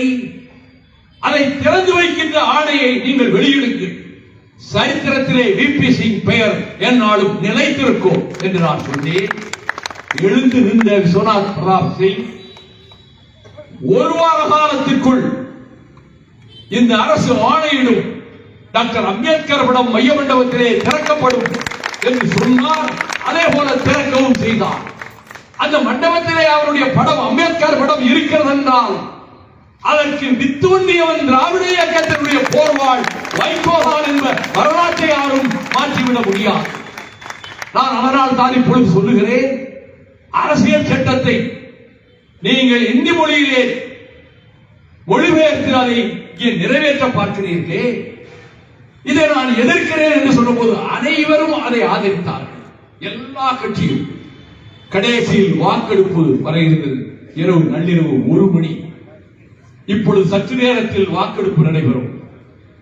அரசியல் சட்டத்தை இந்தியிலே ஏற்றுக்கொள்வதா இல்லையா என்றவுடன் நான் எழுந்து நின்று எங்கள் அவைத் தலைவர், நான் மிகவும் மதித்த டாக்டர் சங்கர் தயாள் சர்மா அவர்களை பார்த்து சொன்னேன், வாக்கெடுப்பு நீங்கள் நடத்த இருப்பது சரிதான், ஆனால் குரல் வாக்கெடுப்பு நடத்தக்கூடாது, வாய்ஸ் ஓட்டிங் நடத்தக்கூடாது. பெரும்பான்மை இருக்கிறது என்று ஒரு வரியிலே முடித்துவிட்டு போய்விடுவீர்கள். யார் உண்மையில் இந்தியை எதிர்க்கிறார்கள், யார் உண்மையில் இதற்கு போராடுகிறார்கள் என்பதை வருங்கால உலகம் தெரிந்து கொள்ள வேண்டும். ஆகவே இந்த வாக்கெடுப்பு டிவிஷன் முறையில் தான் நடைபெற வேண்டும் என்று நான் சொன்னேன். என் நண்பர்களாகிய பல எம்பிக்கள் எழுந்து இப்பொழுதே நள்ளிரவை தாண்டி 1 மணி ஆகிவிட்டது, யாரும் உணவருந்த கூட செல்லவில்லை, நீங்கள் ஏன் இப்படி பிடிவாதம் காட்டுகிறீர்கள்? வாக்கெடுப்பு மூலமாக முடித்துக் கொள்ளட்டும், உங்களுக்கு ஆதரவும் கிடையாது, டிவிஷன் வேண்டாம், அது 1 மணி நேரம் ஆகிவிட வேண்டாம். வருங்கால உலகத்தில் இதை எதிர்த்தவன் யார், உண்மையில் இதற்கு போராடியது எந்த கட்சி என்பதை தெரிந்து கொள்ள வேண்டும் என்பதற்காகத்தான் நான் டிவிஷன் கேட்கிறேன் என்றேன். வேறு வழியின்றி ஒரு எம்பி கேட்டாலும் அதை ஏற்றுக்கொண்டுதான் தீர வேண்டும் என்பது பாராளுமன்ற மரபு. ஒரு எம்பி கேட்டாலும் அதுபடி டிவிஷன் வைக்க வேண்டும் என்பதுதான் பாராளுமன்றத்தில் கடைபிடிக்கப்படுகின்ற மரபு. ஆகவே டாக்டர் சங்கர் தயாள் சர்மா சொன்னார், I have no other option than going for a division என்று சொன்னவுடன் அறை கதவுகள், மண்டபத்தினுடைய ராஜ்யசபாவுடைய கதவுகள் எல்லாம் உடனே பூட்டப்படட்டும் என்றார். அதான் முறை, பூட்டப்படட்டும். ஒரு 10 நிமிட இடைவெளிக்கு பிறகு செக்ரட்டரி ஜெனரல் இந்த ஓட்டு போடுகிற முறையை இப்பொழுது விவரிப்பார் என்று சேர்மன் சொன்னவுடன் செக்ரட்டரி ஜெனரல் எழுந்து இப்பொழுது ஓட்டு போடுகிற முறையை நான் தெரிவிக்கிறேன். உங்கள் முன்னால் 3 பொத்தான்கள் இருக்கின்றன. ஒன்று பச்சை, ஒன்று சிவப்பு, ஒன்று மஞ்சள். மசோதாவை ஆதரிப்பதாக இருந்தால் பச்சை பட்டனை அழுத்த வேண்டும். சுவரிலே இருக்கக்கூடிய விளக்குகளிலே ஒரு விளக்கு பச்சை ஒளியிலே மிளிரும். எதிர்த்து ஓட்டு போட்டால் சிவப்பு பொத்தானை நீங்கள் அழுத்த வேண்டும். அந்த பல்பிலே சிவப்பு வண்ணம் தெரியும். 2 பக்கமும் ஓட்டு போட விருப்பமில்லை என்றால் மஞ்சள் பொத்தானை அழுத்த வேண்டும். ஓட்டு போட விரும்பாதவர்கள் என்ற அவர்களுடைய பெயருக்கு மேலே வைக்கப்பட்டிருக்கக்கூடிய அந்த நட்சத்திர வெளிச்சத்தில் அந்த விளக்கில் மஞ்சள் ஒளி தெரியும். இது நடந்தது. எல்லோரும் ஓட்டு போட்டார்கள். டிவிஷன் வந்தது. எல்லோரும் அவர்கள் இருக்கைக்கு முன்னால் இருக்கக்கூடிய பொத்தான்களை அழுத்தினார்கள். நான் சிவப்பு பொத்தானை அழுத்தினேன். எல்லோரும் பச்சை பொத்தானை அழுத்தினார்கள். அந்த பாராளுமன்ற சுவரில் இருக்கக்கூடிய அந்த வரைபட உள்ளே பல்புகள், சின்ன சின்ன பல்புகள், 253 பல்புகள் அதிலே இருக்கும். அதிலே பார்த்தால் எல்லாம் பச்சை விளக்குகளாகவே தெரிகிறது. எல்லாம் ஒரே ஒரு சிவப்பு விளக்கை தெரிகிறது. என்னுடைய எண் குறிக்கப்பட்டிருந்த அந்த கட்டத்திற்குள் இருக்கிற விளக்கு சிவப்பாக ஜொலித்தது. உடனே காஷ்மீரத்தில் இருக்கக்கூடிய நேஷனல் கான்ஃபரன்ஸ் எம்பி என் நண்பர் எடுத்து, முதல்லயே சொன்னோம், எல்லாம் நேரம் வீட்டுக்கு போயிருக்கலாம், பிடிவாதம் பிடித்து இந்த டிவிஷன் கேட்டீங்க, கடைசியில you are left alone, you are isolated, ஒரு தனியாக விடப்பட்டு விட்டாய், உனக்கு உன் ஓட்டை தவிர வேற ஒரு ஓட்டு கிடையாது இங்கே என்ற போது நான் சிரித்துக் கொண்டே சொன்னேன், my dear friend, lion also is alone in the jungle, still is a king. காட்டிலே சிங்கமும் தனியாகத்தான் வருகிறது, ஆனால் காட்டுக்கு ராஜா சிங்கம் தான் என்று நான் புத்ததோடு மட்டுமல்ல, அதே சபையில் இந்திய எதிர்த்து போராடிய அந்த உணர்வோடுதான் அதற்கு பிறகு நடைபெற்ற அத்தனை போராட்டங்களிலும் அரசியல் சட்டத்தை கொளுத்துகிற போராட்டம் வரையில் இந்திய அரசியல் சட்டத்தை கொடுத்த பேரறிஞர் அண்ணா அவர்கள் அழைப்பு விடுத்து வழியனுப்ப சென்ற டாக்டர் கலைஞரை 6 மாதம் சிறையிலே பூட்டி, மதுரை முத்துவும் காதர்சாவும் உள்ளிட்ட 4 பேரை 1.5 வருடம் சிறை காவலிலே வைத்து, ராமநாதபுரம் மாவட்ட செயலாளர் SS தென்னரசு அவர்களை 1.5 ஆண்டு காலம் சிறையிலே வைத்து, அவர்கள் இதையெல்லாம் அரசியல் சட்டத்தை எதிர்த்தவர்கள் என்பதற்காக அவர்கள் சிறையில் அடைக்கப்பட்டார்களே. அதற்கு பிறகு இதே கோவை மாநகரில் இந்திய எதிர்ப்பு மாநாட்டை டாக்டர் கலைஞர் அவர்கள் நடத்திய போது கடைசியாக கலைஞருக்கு முன்பு உரையாற்றியது யார் என்று நினைவூட்டுகிறேன் உங்களுக்கு. நான் டெல்லியிலிருந்து விமானத்திலே பறந்தோடி வந்து சென்னையிலிருந்து ரயிலை பிடித்து இந்த மாநாட்டுக்கு வந்து சேர்ந்தேன். அந்த மாநாட்டில் அங்கே கலைஞர் பேசுவதற்கு முன்பு கடைசியாக பேசியவர் இன்றைய முதலமைச்சர் அன்பு சகோதரர் தளபதி மு.க. ஸ்டாலின் அவர்கள் தான். அந்த மாநாட்டிலே கலைஞர் அவர்கள் சட்டத்தை கொளுத்துவோர் பட்டியலை வாசித்த போது ஒவ்வொரு மாவட்டத்திலும் யார் தலைமை தாங்க போகிறார்கள் என்று போட்டுவிட்டு திருநெல்வேலி மாவட்டம் என்று என் பெயரை உச்சரித்தார். நான் மிகுந்த மகிழ்ச்சியோடு திருநெல்வேலிக்கு ஓடி சென்று எல்லா இடங்களிலும் சுவர் எழுத்துக்கள் எழுதி போர்டுகள் வைத்து குறிப்பிட்ட நாளில் இங்கே அரசியல் சட்டத்தை வைகோ கொளுத்துவான் என்பதை பிரகடனம் செய்துவிட்டு வந்தேன். நாட்கள் நெருங்கின. இன்னும் 4 நாட்கள் தான் இருக்கிறது, 3 நாட்கள் தான் இருக்கிறது. நான் அன்பகத்துக்கு சென்றேன். அப்பொழுது அன்பகத்துக்கு மாற்றப்பட்டு விட்டது திமுக தலைமை நிலையம். அப்பொழுது அண்ணன் நீலநாராயணன், அண்ணா இருந்த காலத்தில் மாவட்ட செயலாளராக இருந்த நீலநாராயணன் என்னை தனியாக அழைத்து, இன்றைக்கு முரசொலி படித்தீர்களா என்று கேட்டார். இல்லை, பார்க்கவில்லை என்றேன். ஒவ்வொரு மாவட்டத்திலும் சட்டத்தை கொடுத்தவர்களுக்கு தலைமை தாங்குபவர்கள் பெயர்கள் வெளியிடப்பட்டிருக்கின்றன. திருநெல்வேலி மாவட்டத்தில் இடம்பெற்றிருந்த உங்கள் பெயர் நீக்கப்பட்டு விட்டது. எனக்கு என்ன காரணம் என்று தெரியாது, உங்களுக்கு தெரிய வேண்டும் என்பதற்காக ரகசியமாக இதை சொல்லுகிறேன் என்றார். இவ்வளவு பெரிய தாக்குதலா?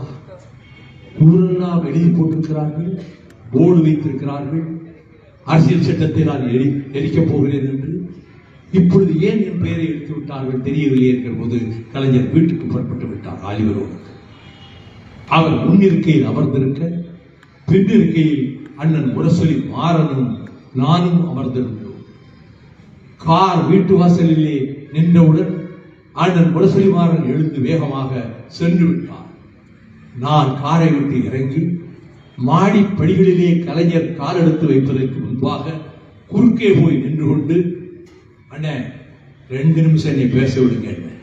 என்ன ஏன் என் பெயரை எடுத்தீர்கள்? அவர் சொல்லி அரசியல் சட்டத்தை கொளுத்துவேர் என்று ஊரெல்லாம் தம்பட்டம் அடித்துக் கொண்டிருக்கிறேன் தம்பிமார்கள். நாளைக்கு தெருவிலே இருந்து கொண்டு மைக்கிலே புலியவர், ஒலிபெருக்கிலே புலியாக பாய்வார், சிங்கமாக கர்ஜிப்பார், ஆபத்து வந்து விட்டால் ஓடி போய் விடுவார் என்று என்னை கேலி செய்ய மாட்டார்களா? அதை கேட்டுக்கொண்டிருக்கின்ற திமுக தொண்டன் அந்த டீ கடை வாசலிலே தலைவிழுந்து நிற்பானே, இதற்கே இடம் கொடுத்தீர்கள்? நான் அரசியல் சட்டத்தை கொளுத்துவதென்று அறிவித்து விட்டு ஊரெல்லாம் விளம்பரம் செய்துவிட்டு அதை கொளுத்தாமல் போறார். நான் திமுக கழகத்தினுடைய கண்மணிகளிலே வீரமானவன் என்ற பெயர் இருக்காது. கோழை, பயந்தாங்குள்ளி, பயந்து ஓடிவிட்டார் என்றல்லவா எனக்கு நாளை என்னை எள்ளி நகையாடுவார்கள் என்று சொன்னபோது ஒன்றுமே அவர் சொல்லவில்லை. தலைவர் அவர்களே, தடுத்து நிறுத்துகின்ற முயற்சியிலே இனி ஈடுபடாதீர்கள் என்று சொல்லிவிட்டு வீட்டுக்கு வேகமாக சென்று, அப்பொழுது செல்போன் கிடையாது, வீட்டிலே ஒலிக்கின்ற அந்த தொலைபேசி தான், அதை ரிசீவரை எடுத்து கீழே வைத்து விட்டேன். கலைஞர் ஒருவரை திரும்ப அழைப்பார். மாலையிலே நெல்லை எக்ஸ்பிரஸில் திருநெல்வேலிக்கு புறப்பட்டு சென்று கோவில்பட்டி ரயிலடியில் இறங்கி என் கிராமமாகிய கலிங்கப்பட்டிக்கு சென்று என் தாயார் மாரியம்மாள் காலில் வழக்கம் போல எங்கு சென்றாலும் அதை செய்வது வழக்கம், காலில் விழுந்து வணங்கிவிட்டு, முக்கியமான வேலையாக நான் திருநெல்வேலி செல்கிறேன் அம்மா, என்னை ஆசீர்வாதம் செய்து அனுப்புங்கள் என்ற போது அவர் கடவுள் பக்தி மிக்கவர் என்பதனாலே என்னை அவர் வணங்குகிற பூஜை அறைக்குள்ளே அழைத்து சென்று அங்கே இருக்கக்கூடிய விளக்கிலே திரியை நெருப்பு வைத்து ஏற்றிவிட்டு தாம்பாளத்திலே இருக்கக்கூடிய விபூதியை எடுத்து என் நெற்றியிலே பூசிவிட்டு, நீ போகிற காரியம் ஜெயமாகட்டும் என்று மாத்திரம் சொன்னார். அதற்குள்ளாக தபால் ஆபீஸிலே இருந்து வந்த அந்த தோழன் எனக்கு வந்த தந்தியை காட்டினார். நீங்கள் அரசியல் சட்டத்தை கொளுத்தக்கூடாது, உடனே சென்னைக்கு திரும்புங்கள் என்று பேராசிரியர் பெயரிலே கலைஞர் தந்தி அனுப்பியிருந்தார். நான் அந்த தந்தியை வாங்கி பாக்கெட்டிலே வைத்துக் கொண்டு நெல்லைக்கு சென்றேன். மாவட்ட செயலாளர் டி.ஏ.கே. லக்குடன் கலைஞர் அவர்கள் சொல்லி பேராசிரியர் பொதுச் செயலாளர் ஒரு தந்தி அனுப்பியிருக்கிறார், நீங்கள் அரசியல் சட்டத்தை கொளுத்தக்கூடாது, என்ன செய்ய போகிறீர்கள் என்று தந்தியை காட்டினார். ஏற்கனவே அந்த தந்தி என் பாக்கெட்டில் தான் இருக்கிறது, கலிங்கப்பட்டிருக்கிற தந்தி, இதையும் கொடுங்கள் என்று பாக்கெட்டிலே வைத்துவிட்டு, எடுத்த முடிவில் மாற்றமில்லை, முன்வைத்த காலை பின்வைக்கும் வழக்கம் எக்காலத்திலும் எனக்கு இல்லை, நான் அரசியல் சட்டத்தை கொளுத்துவேன் என்று ஏற்கனவே தயாராக கொண்டு வந்திருந்த அரசியல் சட்ட புத்தகத்தையே கையிலே தூக்கிக் கொண்டு நூற்றுக்கணக்கான தோழர்கள் சூழ்ந்து நிற்க, சற்று தொலைவிலே நேர்மைக்கு பெயர் போன்ற இலக்கணமான போலீஸ் அதிகாரி டிஐஜி ஜாஃபர் அலி சற்று தொலைவிலே நிற்க, காவல்துறை கண்காணிப்பாளர் எஸ்பி பாண்டியன் ஐபிஎஸ் பக்கத்திலே நிற்க, நான் அரசியல் சட்டத்தை எல்லோரும் திறந்த போது அரசியல் சட்டத்தின் 17வது பகுதியை கிழித்து, இப்பொழுது கையில் இருப்பது இந்திய அரசியல் சட்டம், இதை தீ வைத்து கொளுத்த போகிறேன் என்று தீ வைத்து நெருப்பு வைத்து அந்த தாள் முற்றிலும் கருகி சாம்பலாகிற வரை தீ வைத்து விட்டு நான் அடைக்கப்பட்டேன் பாளையங்கோட்டை சிறைச்சாலையில். அப்பொழுது நான் பேசுகிற போது சொன்னேன், ஓடும் மேகங்களே, நீங்கள் சென்று சென்னை சிறையில் இருக்கிற என் தலைவனிடம் சொல்லுங்கள், உங்கள் தம்பி சட்டத்தை, அரசியல் சட்டத்தை திருநெல்வேலி வீதியிலே கொளுத்து விட்டான் என்று சொல்லுங்கள். பாடி செல்லும் பறவைகளே, நீங்கள் போய் சென்னை காராக்கிரகத்திலே இருக்கக்கூடிய கலைஞரிடம் சொல்லுங்கள், உங்கள் தம்பி நெல்லை சந்திப்பிலே அரசியல் சட்டத்தை கொளுத்தினான் என்று சொல்லுங்கள் என்று சொல்லுவேன். பேசிவிட்டு சிறையில் அடைக்கப்பட்ட பிறகு ஒரு கடிதம் கலைஞருக்கு எழுதினேன். டாக்டர் கலைஞர் அவர்களுக்கு வணக்கம். தங்கள் கட்டளையை மீறியதற்காக என் மீது ஆத்திரப்படக்கூடாது, நீங்கள் கோபப்படக்கூடாது. உங்கள் பெருமையை, நீங்கள் தலைமையேற்று நடத்துகின்ற திராவிட முன்னேற்ற கழகத்தின் மகிமையை தெருவீதிகளிலே இருந்து யாரும் எள்ளி நகையாடிவிடக் கூடாது என்பதற்காக நான் சட்டத்தை கொளுத்தினேன். தலைவர் கலைஞர் அவர்களே, நீங்கள் குறளோவியம் தீட்டியிருக்கிறீர்கள், திருக்குறளை பெரிதும் மதிக்கிறீர்கள். அதில் பகை மாட்சி என்கின்ற அந்த படைமாட்சி என்ற அதிகாரத்தில் ஒரு திருக்குறள் இருக்கிறது. அந்த திருக்குறளின்படி இறைவனே சீறினாலும், வேந்தனே கோபப்பட்டாலும் வீரர்கள் அதற்காக தங்கள் முடிவை மாற்றிக் கொள்ள மாட்டார்கள் என்று அந்த திருக்குறளையும் அந்த கடிதத்திலே எழுதி நான் அனுப்பி வைத்தேன். 3 மாத காலம் கழித்து நான் விடுதலையான பின் நான் சிறையிலேயே ஒரு பிரச்சனையினால் 7 நாட்கள் உண்ணாவிரதம் இருந்ததால் இன்னிருக்கிற நிலைமையை விட மிகவும் மெலிந்து போயிருந்த நிலையில் அண்ணன் கலைஞர் அவர்களை பார்க்க போன போது அண்ணன் வீரமணி அவர்கள் அங்கே வாட்ட சாட்டமாக இருக்கின்ற நீங்கள் இவ்வளவு மெலிந்து போய்விட்டீர்களே என்று சொன்னபோது, ஒண்ணுமில்லைன்னா ஜெயில் நல்லா தான் இருந்தது என்று மாத்திரம் சொல்லிவிட்டு வெளியே வருகிற போது 1000 விளக்கின் அற்புத விளக்கு என்று திமுகவிலே பாராட்டப்பட்ட உசேன் என்னை வந்து கட்டி பிடித்துக் கொண்டான். நீங்க பாளையங்கோட்டை ஜெயிலில் இருந்து தலைவருக்கு எழுதின கடிதத்தை என்னைய கூப்பிட்டு அவர் அறையில, இந்த கடிதத்தை பார்த்தியா பாரு, நம்ம கட்சியில இவ்வளவு லட்சியம் போடி கொண்ட வீரர்கள் இருக்கிறார்கள் என்பதை இதை பார்த்து தெரிந்து கொள்வது உங்கள் கடிதத்தை இடம் காட்டி மெச்சிக்கொண்டார் என்ற போது நான் என் கண்களிலே ஆனந்த கண்ணீர் நிறைந்தது. இதை போல கழகத்தினுடைய மேன்மையை உயர்த்துவதற்காக நான் பாடுபட்டிருக்கிறேனே, அதே மன்றத்தில் அண்ணன் முரசொலி மாறன் இந்தியை எதிர்த்து தனிநபர் மசோதா கொண்டு வந்த போது என்னை அழைத்து, வடநாட்டு தலைவர்கள் ஒரு சிலராவது இந்த மசோதாவை ஆதரித்து பேச வேண்டும், நீங்கள் தான் எல்லோரிடமும் நட்பாக பழகுகின்றீர்களே, அதற்கு முயற்சி செய்யுங்கள் என்று அண்ணன் முரசொலி மாறன் சொன்னான். நான் அந்த அவையில் எல்லோரையும் குலுங்க குலுங்க சிரிக்க வைத்து சிந்திக்க வைக்கின்ற பிலு மோடி இருக்கிற இடம் சென்றேன். பிலு மோடி எப்படிப்பட்டவர் தெரியுமா? இந்திரா காந்தியே அவருடைய நகைச்சுவையிலே விழுந்து விழுந்து சிரிப்பார். அவர் ஷேக்ஸ்பியரை சொல்லுவார், இதயத்துள்ள அங்கே இருந்து அவர் டெனிசனை எடுத்து சொல்வார். அப்படிப்பட்ட அற்புதமான வாதங்கள் அந்த சபையிலே நடக்கும். மேய்சிலிருந்து போவேன், என்ன ஞானத்தோடு இந்த எம்பிக்கள் பேசுகிறார்கள் என்று. ஆகவே நான் பெருமொழி அவர்களிடம் சென்றேன். அவர் என்னை பிரியமாக நடத்துவார். புவேஷ் குப்தாவும் அப்படித்தான். அவர் என்ன ஒரு உதவி செய்யணும், என்ன எங்க தலைவர் முரசொலி மாறன் இங்கே கொண்டு வந்திருக்கின்ற இந்தியை எதிர்க்கின்ற தனிநபர் மசோதாவில் நீங்கள் ஆதரித்து பேச வேண்டும் அவரை என்றேன். சுவாமி, I don't come in the afternoon. After lunch I have to take rest. நான் ஒரு நாள் சபைக்கு பிற்பகலில் வந்தது கிடையாது. டாக்டர்களுடைய அறிவுரைப்படி உணவருந்திய பிறகு நான் ஓய்வெடுப்பது வழக்கம். நான் வர முடியாது என்றார். நான் சொன்னேன், வடநாட்டிலே இருக்கிறவர்கள் எல்லோரும் இந்தி வெறியர்கள் என்றுதான் நீங்கள் தமிழ்நாட்டிலே நினைக்கிறார்கள். அது மாற்றப்பட வேண்டாமா? நீங்கள் இந்தியை உண்மையில் ஆதரிக்கிறீர்களா? நோ நோ நெவர் என்றார். நீங்கள் ஆதரிக்கவில்லை. அது எப்படி தெரியும் ஊருக்கு? வடநாட்டு தலைவர்கள் இதை எதிர்க்கிறார்கள் என்பது நீங்கள் பேசினால் தான் தெரியும். நீங்கள் பேசினால் தமிழ்நாட்டிலே பதிவாகும். வடபுலத்திலும் இதை எதிர்க்கின்றவர்கள் இருக்கிறார்கள் என்ற பெயரும் புகழும் வரும். கொஞ்ச நேரம் யோசித்தார். Yes, I will oblige. நாளைக்கு மறுநாள் வெள்ளிக்கிழமை தான் பிரவேசம். ஆம், நான் வாழ்கிறேன் என்று சொன்னான். நான் வந்து அண்ணன் மாறனிடம் சொன்னேன். அவர் நம்பவே முடியவில்லை. அவர் ஒரு நாளும் வரமாட்டாரே. இல்லைன்னா நீங்க கொண்டு வந்த மசோதாவில் அவர் ஆதரித்து பேசணும்னு சொன்னேன். இல்லைன்னா வடநாட்டுக்காரர்கள் எல்லோரும் இந்தி வெறியர்கள் என்றுதான் நீங்கள் தமிழ்நாட்டிலே நினைப்பார்கள் என்று சொன்னேன். வருகிறேன் என்று சொல்லிவிட்டார்கள். அதே போல குறிப்பிட்ட வெள்ளிக்கிழமை 2:30 மணிக்கெல்லாம் சபை கூடுவதற்கு 5 நிமிடத்துக்கு முன்னால் தன்னுடைய இருக்கையிலே வந்து அமர்ந்தார். அவர் எப்படி சிரிக்க வைப்பார் தெரியுமா? ஒரு நாள், அதாவது அவருடைய இருக்கையிலிருந்து காங்கிரஸ் கட்சி எம்பிக்கள் வழியாக ஊடுருவி அந்த வாசலுக்கு சென்று வெளியே போய்விடுவார் வழக்கமாக. அன்றைக்கு அப்படி செல்லுகிற போது ஒரு எம்பி எழுந்து, இந்த சபையினுடைய மரபு என்ன சொல்கிறது என்றால், யாரும் முதுகை காட்டக்கூடாது தலைவருக்கு என்று இங்கே சபையிலே மரபு இருக்கிறது. பிலு மோடி அதை மீறுகிறார். அவர் முதுகை காட்டியவாறு வாசலை நோக்கி செல்கிறார் என்றவுடன் மோடி எழுந்தார். இந்திரா காந்தி உட்கார்ந்து இருக்கிறாங்க. மோடி எழுந்தார்.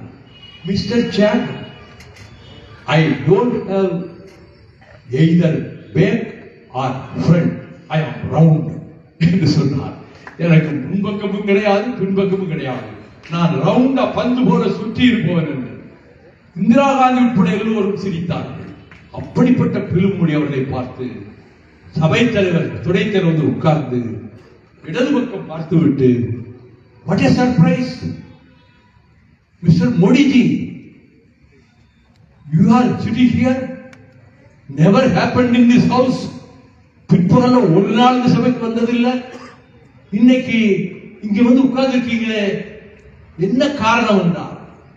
அவர் சிரித்துக் கொண்டே சொன்னார், for the sake of my friend Swami Gopal சாமி, அவருக்காக அவர்களை கேட்டுக்கொண்டார்.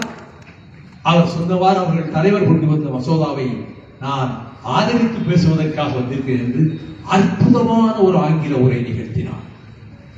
English is a window for world knowledge. உலக ஞானம் அறிவதற்கு சாதனம் தான் ஆங்கிலம். அது இந்தியாவிலே இருக்கிற வரைதான் இந்த நாட்டினுடைய ஒருமைப்பாடு இருக்கும். இல்லையே இந்தியை நீங்கள் திணிப்பீர்களானால் இந்தியா துண்டு துண்டாக சிதறுண்டு போகும் என்று பிலுமோடி மாறனுடைய மசோதாவிலே பேசினார். அதே போல துண்டு துண்டாக இந்த நாடு பிரிந்து போகும் என்று பலமுறை எச்சரித்ததோடு எங்கள் காஞ்சி மாநாட்டில் நான் தீர்மானம் கொண்டு வந்து வாசித்தேன். இனிமேல் India that is Bharat, Indian union என்று அரசியல் சட்டத்தில் எழுதக்கூடாது. யுனைடெட் ஸ்டேட்ஸ் ஆஃப் இந்தியா என்றுதான் எழுத வேண்டும். யுனைடெட் ஸ்டேட்ஸ் ஆஃப் அமெரிக்கா, பல மாநிலங்கள் சேர்ந்த கூட்டமைப்பு அமெரிக்கா என்பதை போல பல மாநிலங்கள் சேர்ந்த கூட்டமைப்பு தான் India, United States of India. இந்தியாவில் எந்த அரசியல் கட்சியும் இப்படி ஒரு தீர்மானத்தை எந்த காலத்திலும் போட்டது கிடையாது. எங்கள் மாநாட்டிலே இந்த தீர்மானத்தை போட்டோம். பத்திரிகையாளர்களை சந்தித்த போதும் அதை நான் வலியுறுத்தி பேசினேன். இதையெல்லாம் மீறி நீங்கள் இந்தி சமஸ்கிருதத்தை திணிப்பீர்களானால், இந்துத்துவ கோட்பாடுகளை திணிப்பீர்களானால், I do warn you, the union government. நான் சூலூர் மேடையில் இருந்தவாறு எச்சரிக்கிறேன். இந்த உபகண்டம் இது பேரறிஞர் அண்ணா சொன்னதை போல, it is not a country, this is a subcontinent. இது ஒரு உபகண்டம் consisting of so many nationalities, பல தேசிய இனங்களை கொண்ட உபகண்டம் தான் இந்த இந்தியா என்று தன் கன்னி பேச்சிலே, மேடன் ஸ்பீச்சிலே அறிஞர் அண்ணா அவர்கள் 1963 ஏப்ரல் மாதம் ராஜ்யசபையிலே முதல் பாராகிராஃபை தான் அவர் பேச்சை தொடங்கும் போது பேசிவிட்டு அடுத்து சொல்லுகிறார், therefore we want right of self determination, சுய நிர்ணய உரிமை எங்களுக்கு வேண்டும். இதை பல பேர் அண்ணா கொள்கையை விட்டு விட்டார். அங்க பார்லிமெண்ட்டுக்கு போன உடனே இந்த திராவிட நாட்டை மறந்து விட்டு வேறு எதையோ பேசிவிட்டு வந்து விட்டார் என்றார்கள். அந்த கன்னி பேச்சை நான் மீண்டும் எடுத்து கடைசியாக இப்பொழுது விடைபெற்று வந்தேனே, என் பதவிக்காலம் முடிந்து அங்கே இருக்கிற எம்பிக்களின் தலைவர்கள் விடைபெற்று ஓய்வு பெற்று செல்கிறவர்களை வாழ்த்தி பேசி அதற்கு நன்றி தெரிவிப்பதற்காக எனக்கு வாய்ப்பு கொடுத்த போது நான் எழுந்து நின்று அண்ணா என்ன பேசினாரோ அதை அப்படியே மேற்கோள் காட்டி, இந்த உபகண்டம் துண்டு துண்டாக தனித்தனி தேசிய இனங்களாக பிரிந்து போகும் ஆபத்து இருக்கிறது என்றவுடன் ஒரு எம்பி எந்திரிச்சு only one nationality, Indian nationality என்றார். I don't agree with you. This consists of so many nationalities. நான் மீண்டும் சொன்னேன், மௌரிய சாம்ராஜ்யம் இருந்ததே, உங்கள் இந்தியா இருந்ததா? எங்கள் தென்னாடு உங்கள் நகாதிகள் இருந்ததா? குப்த சாம்ராஜ்யம் இருந்ததே, எங்கள் தமிழ்நாடு உங்கள் ஆளுகைக்குள்ளே இருந்ததா? கனிஷ்கரின் ஆட்சி இருந்ததே, ஹர்ஷவர்தன் ஆட்சி இருந்ததே. என்றைக்காவது உங்கள் வடநாட்டு படைகள் எங்கள் செந்தமிழ் நாட்டு பூமியிலே காலெடுத்து வைத்ததுண்டா?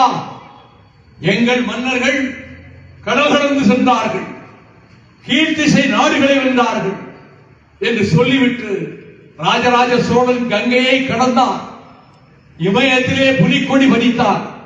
அவன் மகன் ராஜேந்திர சோழன் கப்பல் படையை வைத்து கீழ்த்திசை நாடுகள் அனைத்தையும் ஜெயித்தார். இதை எழுதியிருப்பது யார்?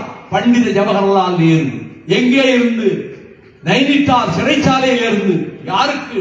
பிரிய மகள் பிரியதர்சினி இந்திராவுக்கு அதில் எழுதுகிறார், இந்தியாவிலே இருந்த எந்த சாம்ராஜ்யமும் இந்திய எல்லைக்கு வெளியே போனது கிடையாது, ஒரே ஒரு விதிவிலக்கை தவிர. That is the Chola Empire, சோழர்களின் சாம்ராஜ்யம். அவர்கள் இங்கே இருந்தபோது அவர்கள் சோழ சாம்ராஜ்யத்திலே கப்பல் படை வைத்திருந்தார்கள். அந்த கப்பல்களில் போர் யானைகளை ஏற்றிச் செல்லக்கூடிய அளவுக்கு அந்த கப்பல் தாங்குகின்ற அந்த வலிமையை அந்த நிபுணர்கள் கப்பல்களை உருவாக்கும் போதே ஏற்படுத்தி இருந்தார்கள்.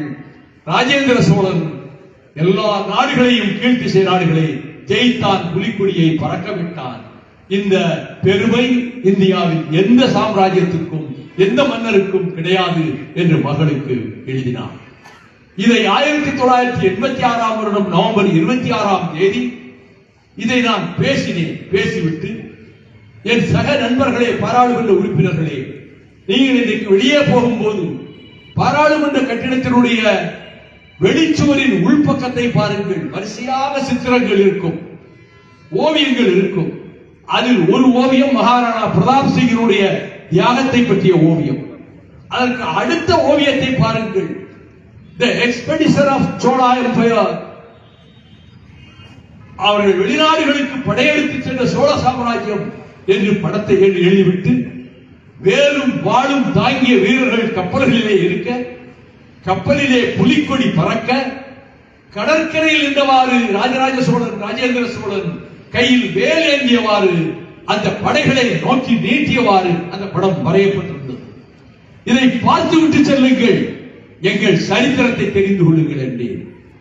சரியாக ஒரு வார காலம் கழித்து வந்து நான் பார்த்தேன், அதிர்ச்சி விட்டேன். அந்த படம் அந்த சுவற்றிலிருந்து அகற்றப்பட்டு விட்டது. நான் அதற்கு பிறகு வந்த எல்லா அமைச்சரவைகள் காலத்திலும் கேட்டிருக்கிறேன், அந்த படத்தை எங்கே ஒழித்து வைத்திருக்கிறீர்கள்? எங்கள் பெருமையை, எங்கள் சாதனையை, எங்கள் வெற்றிகளை விவரிக்கின்ற படம் அல்லவா அது? ஏன் எங்கே கொண்டு போய் ஒழித்து வைத்தீர்கள் என்று கேட்டேன். இப்பொழுது நரேந்திர மோடியை கேட்கிறேன். நான் ராஜ்யசபையில் இருந்தால் நேர்நிலையில் கேட்டிருப்பேன். இப்பொழுது அதற்கு வாய்ப்பில்லை. சூலூர் கூட்டத்தின் வாயிலாக பிரதம மந்திரியை கேட்கிறேன்.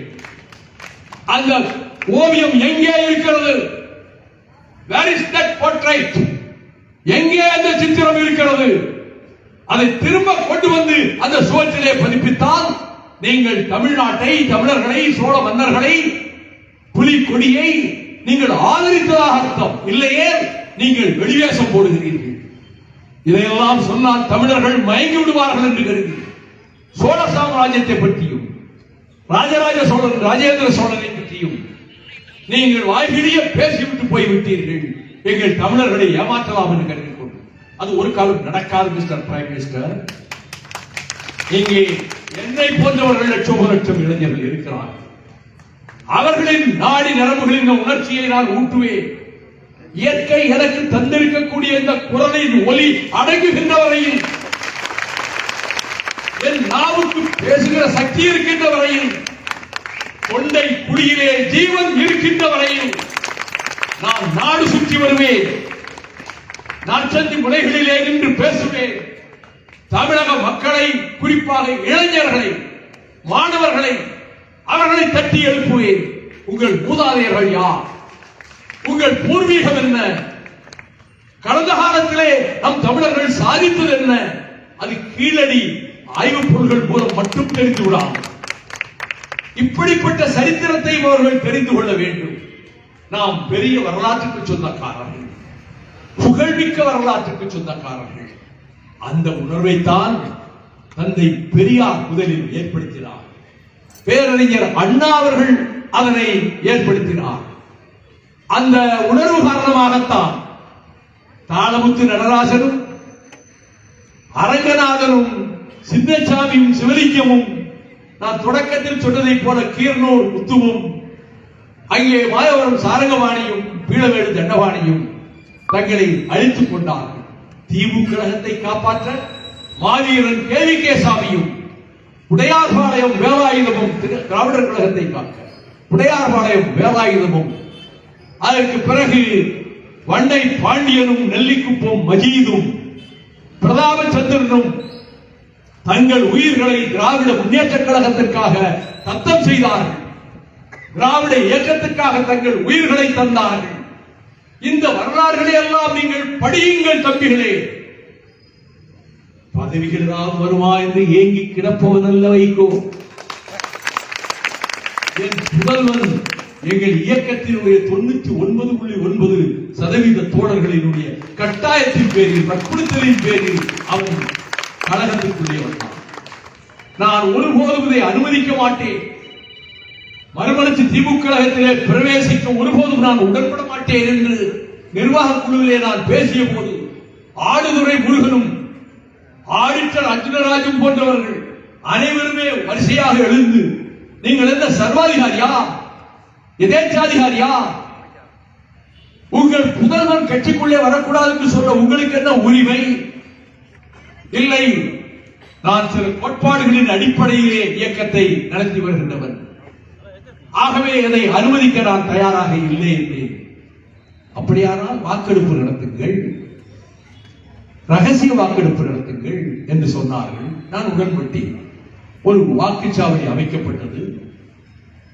அவன் துறை கட்சிக்கு வரலாமா வேண்டாமா என்ற கேள்விகள் முன்வைக்கப்பட்ட வாக்குச்சீட்டு ஒவ்வொரு இடமும் கொடுக்கப்பட்டது.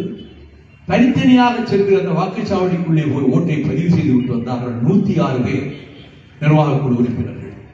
அதில் 104 பேர் துரை வைகோ மறுமலர்ச்சி திமுகவுக்கு வர வேண்டும் என்று வாக்களித்திருந்தார்கள். பொதுவாக எல்லா கண்முனையிலும் போட்டுத்தான் அந்த ஓட்டுகள் எண்ணப்பட்டன.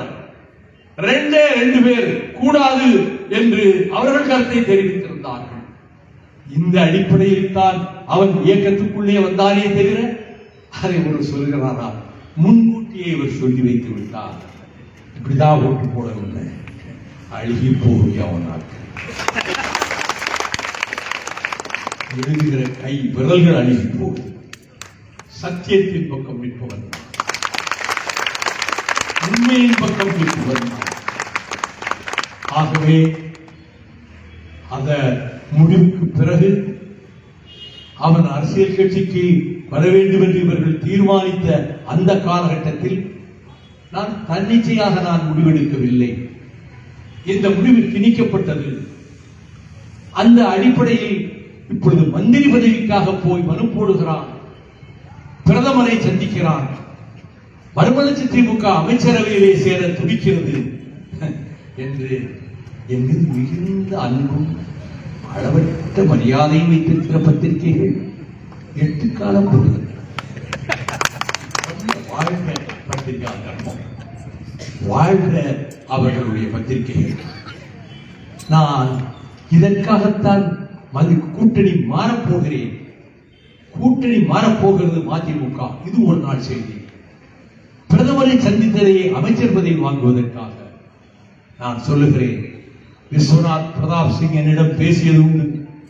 என்னுடைய கேபினெட்டிலே உங்களை சேர்த்துக் கொள்ள ஆசைப்படுகிறேன் என்று. அந்த ஆசையை விட்டுவிடுங்கள் தலைவர் அவர்களே. திமுக எடுக்கிற முடிவுதான் முடிவு. என்னையே பிரேரித்தாலும் நான் ஒருபோது அமைச்சராக ஒப்புக்கொள்ள மாட்டேன்.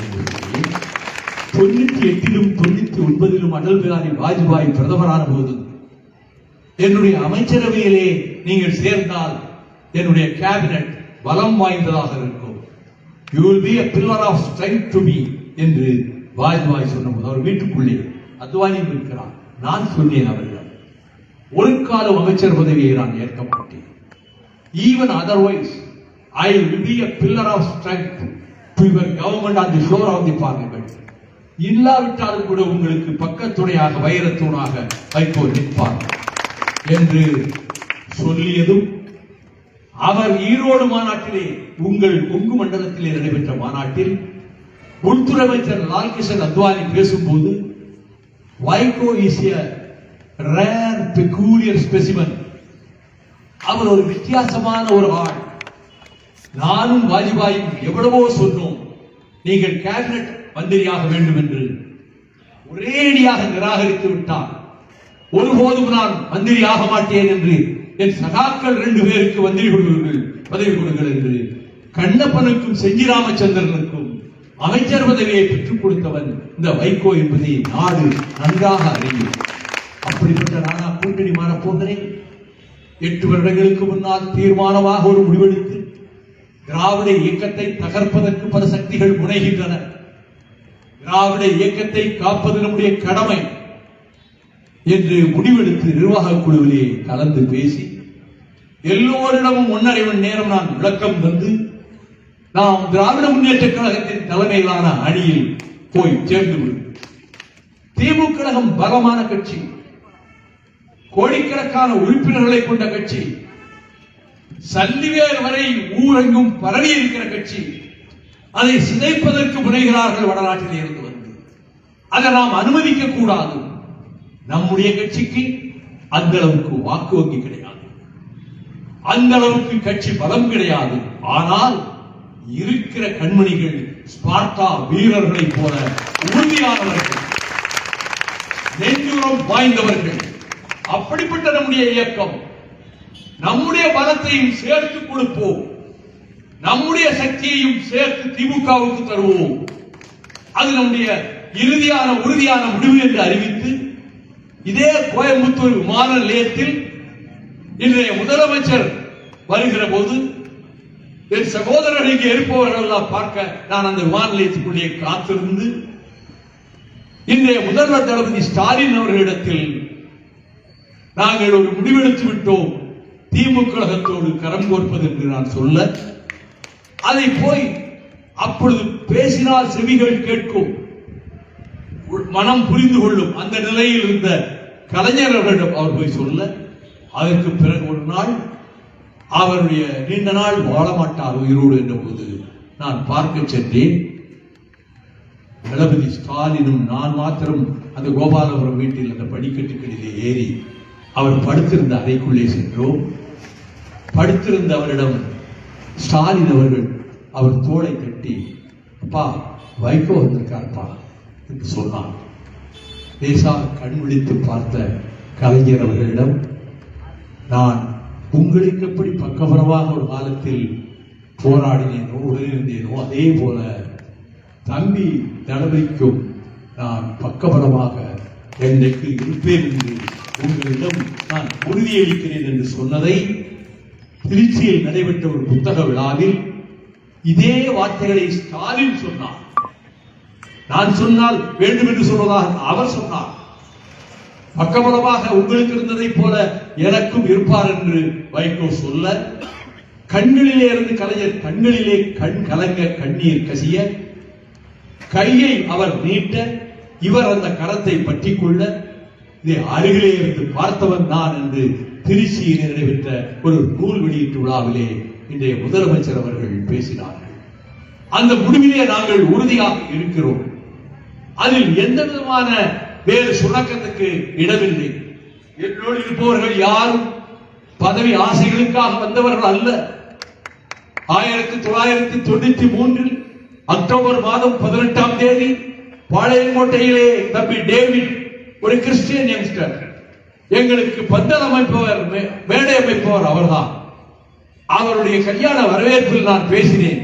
அக்டோபர் 18ஆம் தேதி மாலையில் திராவிட முன்னேற்ற கழக தோழர்களே, எல்லோரும் எண்ணினால் வாருங்கள் என்று உங்களை நான் அழைக்கவில்லை. என்னோடு வந்தால் கவுன்சிலராக முடியாது, என்னோடு வந்தால் பஞ்சாயத்து தலைவராக முடியாது, என்னோடு வந்தால் எம்எல்ஏ எம்எல்சி எம்பி ஆக முடியாது, என்னோடு வந்தால் ஒரு காலம் மந்திரியாக முடியாது. என்னோடு வந்தால் கரிவாஞ்சி அன்றைக்கு போர்க்களத்திலே சொன்னதை போல வியர்வை துளிகளும் கண்ணீர் துளிகளும் ரத்த துளிகளும் தான் வழிநெடுகிலும் இருக்கும், போராட்ட களங்கள் இருக்கும், சிறை கூடங்கள் இருக்கும். இதற்கு சித்தமானவர்கள் மட்டும் என்னை பின்தொடர்ந்து வாருங்கள், மற்றவர்கள் இருக்கிற இடத்திலேயே நீங்கள் பாதுகாப்பாக இருங்கள் என்று சொன்ன வார்த்தைகள் வைகோ சொன்ன வார்த்தைகள். அதை பின்பற்றித்தான் வந்தார்கள். வந்தவர்கள் உறுதியாக இருக்கிறார்கள், உறுதியாக என்றைக்கும் இருப்பார்கள். நான் எத்தனை ஆண்டு காலம் வாழ்ந்து போகிறேன்?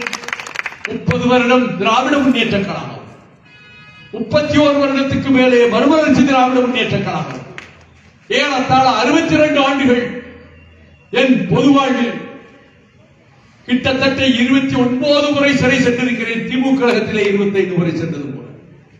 1.25 வருடம் புடா கைதியாக இருந்தேன், சாதாரண கைதியாக, சி கிளாஸ் பிரிசனராக.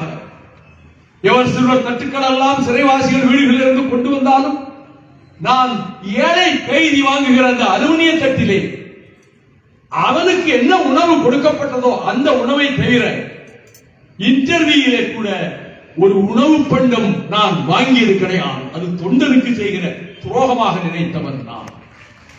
எனக்கு நவம்பர் மாதத்தில் வேலூர் குளிர், வெயில் காலத்திலே நெருப்பு வெயில், மலை சிகரங்களின் மீது குன்றுகள் மீது பட்டு இரவு வேளைகளில் நவம்பர் டிசம்பரில் குளிர் தாங்க முடியாது. என்னுடைய அறையின் கதவிலே ஒரு சாக்கை தொங்கவிட்டிருந்தேன். உள்ளே கொசுவர்த்தி எரித்து வைத்திருந்தேன். அந்த கொசுவர்த்தியினுடைய புகை திறந்தோர் சுவாசித்து சுவாசித்து சுவாசித்து எனக்கு இருமல் வந்தது.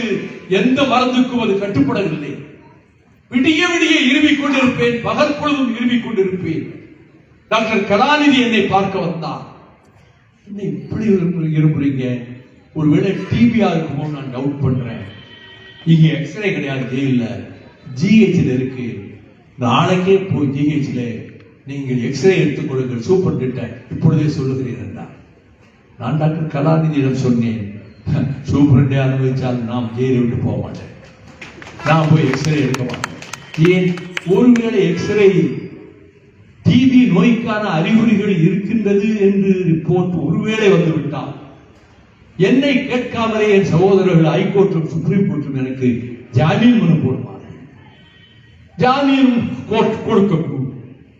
அப்பொழுது சொல்வார்கள், வீதிகளிலே இருந்து இவன் சிறைக்கு தாக்கு பிடிக்க முடியவில்லை, அதனால் இருமல் என்று ஒரு நாடகம் போட்டு ஆஸ்பத்திரியிலே போய் டாக்டர்களை சரி கட்டி ஒரு எக்ஸ்ரே ரிப்போர்ட்டை வாங்கி கோர்ட்டுக்கு அணுக சொல்லி ஜாமீன் வாங்கி ஜெயிலை விட்டு ஓடிவிட்டான் என்று சொல்வார்.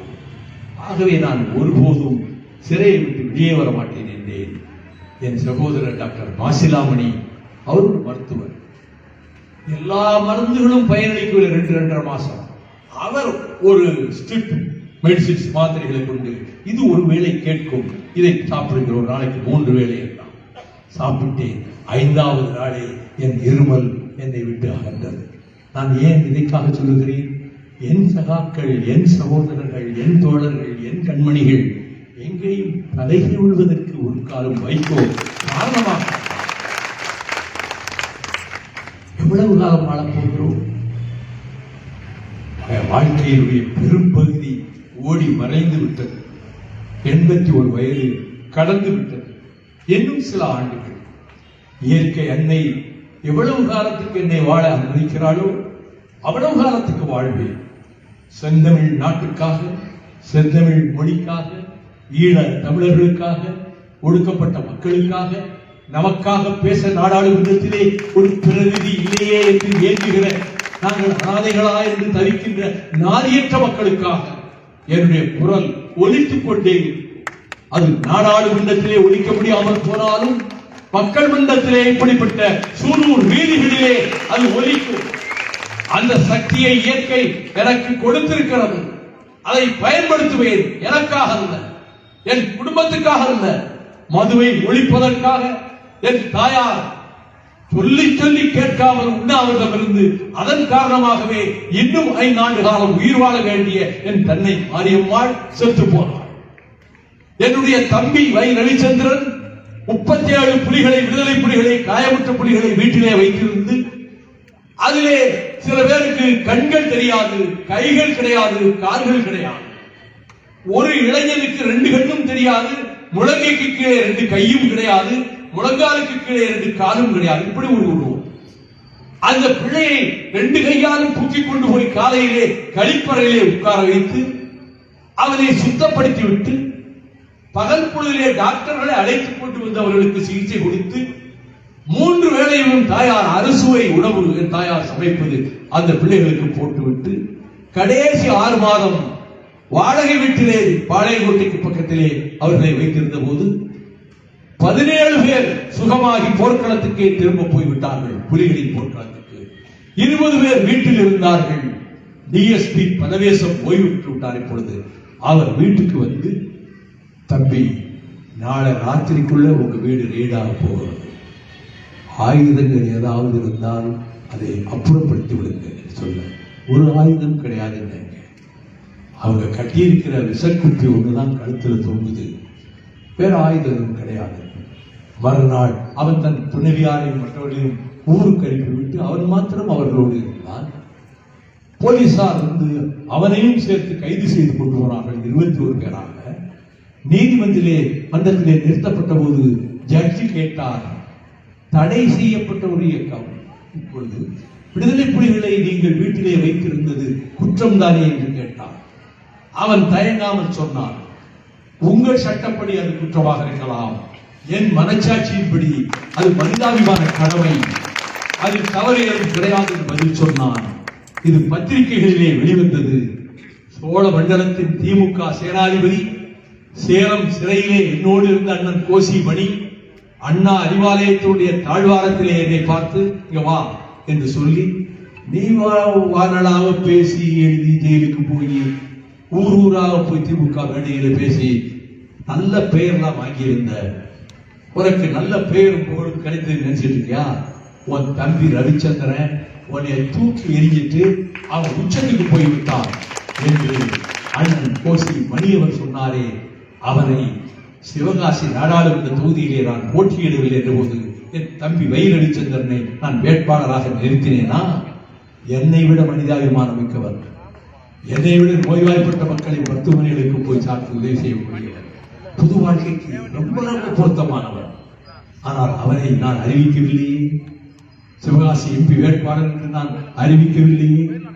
என் மனைவியினுடைய அண்ணன் ராமானுஜம் அவர்களினுடைய மூத்த புதல்வன் சரவண சுரேஷ் காவிரி பிரச்சனையை காப்பதற்காக தளபதி ஸ்டாலின் மேற்கொண்ட சுற்றுப்பயணத்தில் நான் கலந்து கொண்டு கடலூர் கூட்டத்திலே பேசிவிட்டு இரவிலே தஞ்சைக்கு சென்று வழக்கமாக தங்குகிற தமிழ்நாடு விடுதியிலே நான் தங்கியிருந்த போது 6 மணிக்கு எழுந்து தொலைக்காட்சியை நான் சுற்றிய போது தொலைக்காட்சியிலே ஒரு செய்தி ஓடிக்கொண்டிருந்தது. விருதுநகருக்கு பக்கத்தில் சூலக்கரை வீட்டில் சரவண சுரேஷ் என்ற இளைஞன் பெட்ரோலை ஊற்றி நெருப்பு வைத்துக் கொண்டு மரணப்படுக்கையில் உயிர் ஊசலாடுகிற நிலைமையிலே இருக்கிறார் என்ற அந்த செய்தி வந்தது. உடனே என் துணைவியாரிடம் தொலைபேசியிலே கேட்டேன், அலைபேசியிலே, ஆம், நம்ம சுரேஷ் அப்படி செய்து விட்டார் என்றார். ஒவ்வொரு தேர்தலிலும் எனக்கு பக்கபலமாக இருந்து எல்லா வேலைகளையும் செய்கிறவன், மேடைக்கு வரமாட்டான், புகைப்படத்துக்கு வரமாட்டான். அவன் ஏன் இப்படி தீக்குளித்தான்? அவன் அப்பாவிட சொல்லி இருக்கிறான், மாமாட்ட சொல்லாதீங்க, நான் செத்து போயிருவேன், என்னை காப்பாற்ற முயற்சிக்காதீங்க, ஏன் இந்த முடிவெடுத்தான் என்று நான் விசாரித்தேன். அவன் 10 நாட்களாக தன் மனைவியிடம் புலம்பிக் கொண்டே இருந்திருக்கிறான். மாமா எவ்வளவோ தியாகம் செய்தார்கள், இன்னைக்கும் முல்லை பெரியாருக்காக, நீட்ரோனுக்காக, ஸ்டெர்லைட் எடுத்து நெய்வேலிக்காக, புது பிரச்சனைகளுக்காகவே போராடுறார்கள். இதை பாராட்டாட்டாலும் பரவாயில்லை, அவரை எவ்வளவு இழிவுபடுத்தி பதிவுகள் போடுகிறார்கள், எவ்வளவு கேவலமான பதிவுகளை மாமாங்கள் போடுகிறார்கள், என்னால் தாங்க முடியலையே என்று வீட்டில் அழுதான். பதிவுகள் போட்ட நண்பர்களுக்கு மிக்க நன்றி. அவன் ஜீவன் பறிபோவதற்கு நீங்கள் தானே காரணம். அவன் மரணப்படுக்கையில் இருக்கிறார் என்று தஞ்சையிலிருந்து மதுரை அப்பல்லோ ஆஸ்பத்திரிக்கு விரைந்தேன். அவன் இருந்த அறைக்குள் சென்றபோது அவருடைய பேச்சு நின்று விட்டிருந்தது, மூச்சு இழையோடி கொண்டிருந்தது. மறுநாள் அதுவும் நின்றது. அவன் உடலை தூக்கிக் கொண்டு பெருமாள்பட்டி மயானத்திலே வைத்து தகனம் செய்துவிட்டு நீட்டினோ எதிர்ப்பு நடைபயணத்தில் புலி வில் கயல் கொடியை தளபதி ஸ்டாலின் கையில் கொடுக்க நான் புறப்பட்டேனே, அந்த பயணத்தை தொடர்வதற்காக மீண்டும் நான் வந்து நீட்டினோம் எதிர்ப்பு நடை பயணத்திலே நான் கலந்து கொண்டேன். என் குடும்பம் இதை விட என்ன செய்ய வேண்டும்? என் குடும்பத்திலே ஒருவரை உயிரோடு பலி கொடுத்திருக்கிறேன். என் தாயும் என் தம்பியும் காயப்பட்ட விடுதலை புலிகளுக்காக என் வீட்டையே அவர்களினுடைய பாசறையாக ஆக்கினார்கள். ஒரு வருடத்திற்கு மேல் அவர்களை கொண்டு போய் கடைசியில் அவர்கள் கைதாகிற போது இவரும் சேர்ந்து கைது செய்யப்பட்டு பத்மநாபா கொலை வழக்கிலே தம்பி ரவிச்சந்திரன் குற்றவாளியாக குற்றம் சுமத்தப்பட்டு அவன் சென்னை சிறையிலும் பாளை சிறையிலும் ஒரு ஆண்டு காலம் இருந்தானே, சிறை தபம் இருந்தானே, அவனை நான் வேட்பாளராக நிறுத்தவில்லையே, அவனை இந்த பதவிக்கு நான் கொண்டு வரவில்லையே. இப்பொழுது இந்த சூழ்நிலை ஏற்பட்ட பிறகு என்னை வசைபாடுகிறவர்கள், என் மீது களங்கம் சுமத்துகிறவர்கள், கட்சிக்கு 4 ஆண்டு காலமாக மறைமுகமாகவே துரோகம் இழைத்தவர்கள், கட்சியை விட்டு வெளியே போனவர்கள், வெளியேற்றப்பட்டவர்களோடு தொடர்பு வைத்துக் கொண்டு அவர்கள் சொல்வதையெல்லாம் இவர் ஆலோசனையாக சொல்ல எல்லா ஏடுகளுக்கும் தகவல் கொடுக்கின்ற வேலையும் இந்த கட்சியை எந்த விதமெல்லாம் களங்கப்படுத்த முடியுமோ அதற்கான வேலைகளையும் செய்தவர்கள் வாழ்க, எங்கிருந்தாலும் வாழ்க. என்னை விட்டு விலகி சென்றவர்களை பற்றி நான் ஒரு வார்த்தை எந்த மேடையிலாவது நான் பேசியிருக்கிறேனா? என்னை விட்டு விலகி சென்ற பலவர் ஒரு வார்த்தை அவர்களை பற்றி சொன்னதில்லை. என்னோடு இருந்தவரை, என்னோடு பயணித்தவரை அவர்களுக்கு நன்றி. எங்கிருந்தாலும் அவர்கள் வாழ்க. இதைத்தான் சொல்லி இருப்பேன். இப்பொழுதும் அந்த நண்பருக்கு சொல்கிறேன், நீங்கள் எங்கிருந்தாலும் நன்றாக இருங்கள், நன்றாக. மறுமலர்ச்சி திராவிட முன்னேற்ற கழகம் தியாகத்தின் அடிப்படையிலே கட்டப்பட்ட கோட்டை. இங்கு இருப்பவர்கள் தன்னலவாதிகள் அல்ல, சுயநலவாதிகள் அல்ல. இவர்கள் தமிழ்நாட்டுக்காக, தமிழ் மொழிக்காக பாடுபடுகின்றவர்கள். அதனால் தான் நான் பேச்சை முடிக்கிற போது கடைசியாக ராஜ்யசபாவில் அறிஞர் அண்ணாவின் கன்னி பேச்சை மீண்டும் மேற்கோள் காட்டி அண்ணா சொன்னார், we want right of self determination, சுய நிர்ணய உரிமை வேண்டும் என்றுதான் தொடக்கத்திலும் சொன்னார், முடிக்கும் போதும் சொன்னார். நான் அதை மீண்டும் மேற்கோள் காட்டிவிட்டு நான் சொன்னேன், நான் என் ஜீவன் அடங்குகிற வரை நான் உயர்த்திய திராவிட இயக்க வாளை உயர்த்துவேன், அதை கீழே போட மாட்டேன். சுதந்திர தமிழீழம் பிறக்கின்ற வரையில் என் குரல் ஒலிக்கும், என் செயல் வளரும். நான் என் சகோதர கண்மணிகளுக்கு நன்றி சொல்வதற்கு முன்னால் கரும்பஞ்சு பொதிகள் என இந்த வானத்திலே சுற்றி வந்தனவே மேகங்கள் மழை நீரை சூரிலே சுமந்து கொண்டிருக்கக்கூடிய மேகங்கள். இந்த சூரூரிலே மழை பொழிந்தால் அத்தனை பேரும் உட்கார்ந்து இருக்க முடியாது. மழை வரக்கூடும் என்று நினைத்து இயற்கை தாயே இந்த கூட்டத்தை பாதுகாத்துக் கொடுத்து அம்மா ரொம்ப நன்றி. வாழ்க தந்தை பெரியார் புகழ், வாழ்க பேரறிஞர் அண்ணா புகழ், வாழ்க முத்தமிழறிஞர் டாக்டர் கலைஞர் புகழ், வெல்க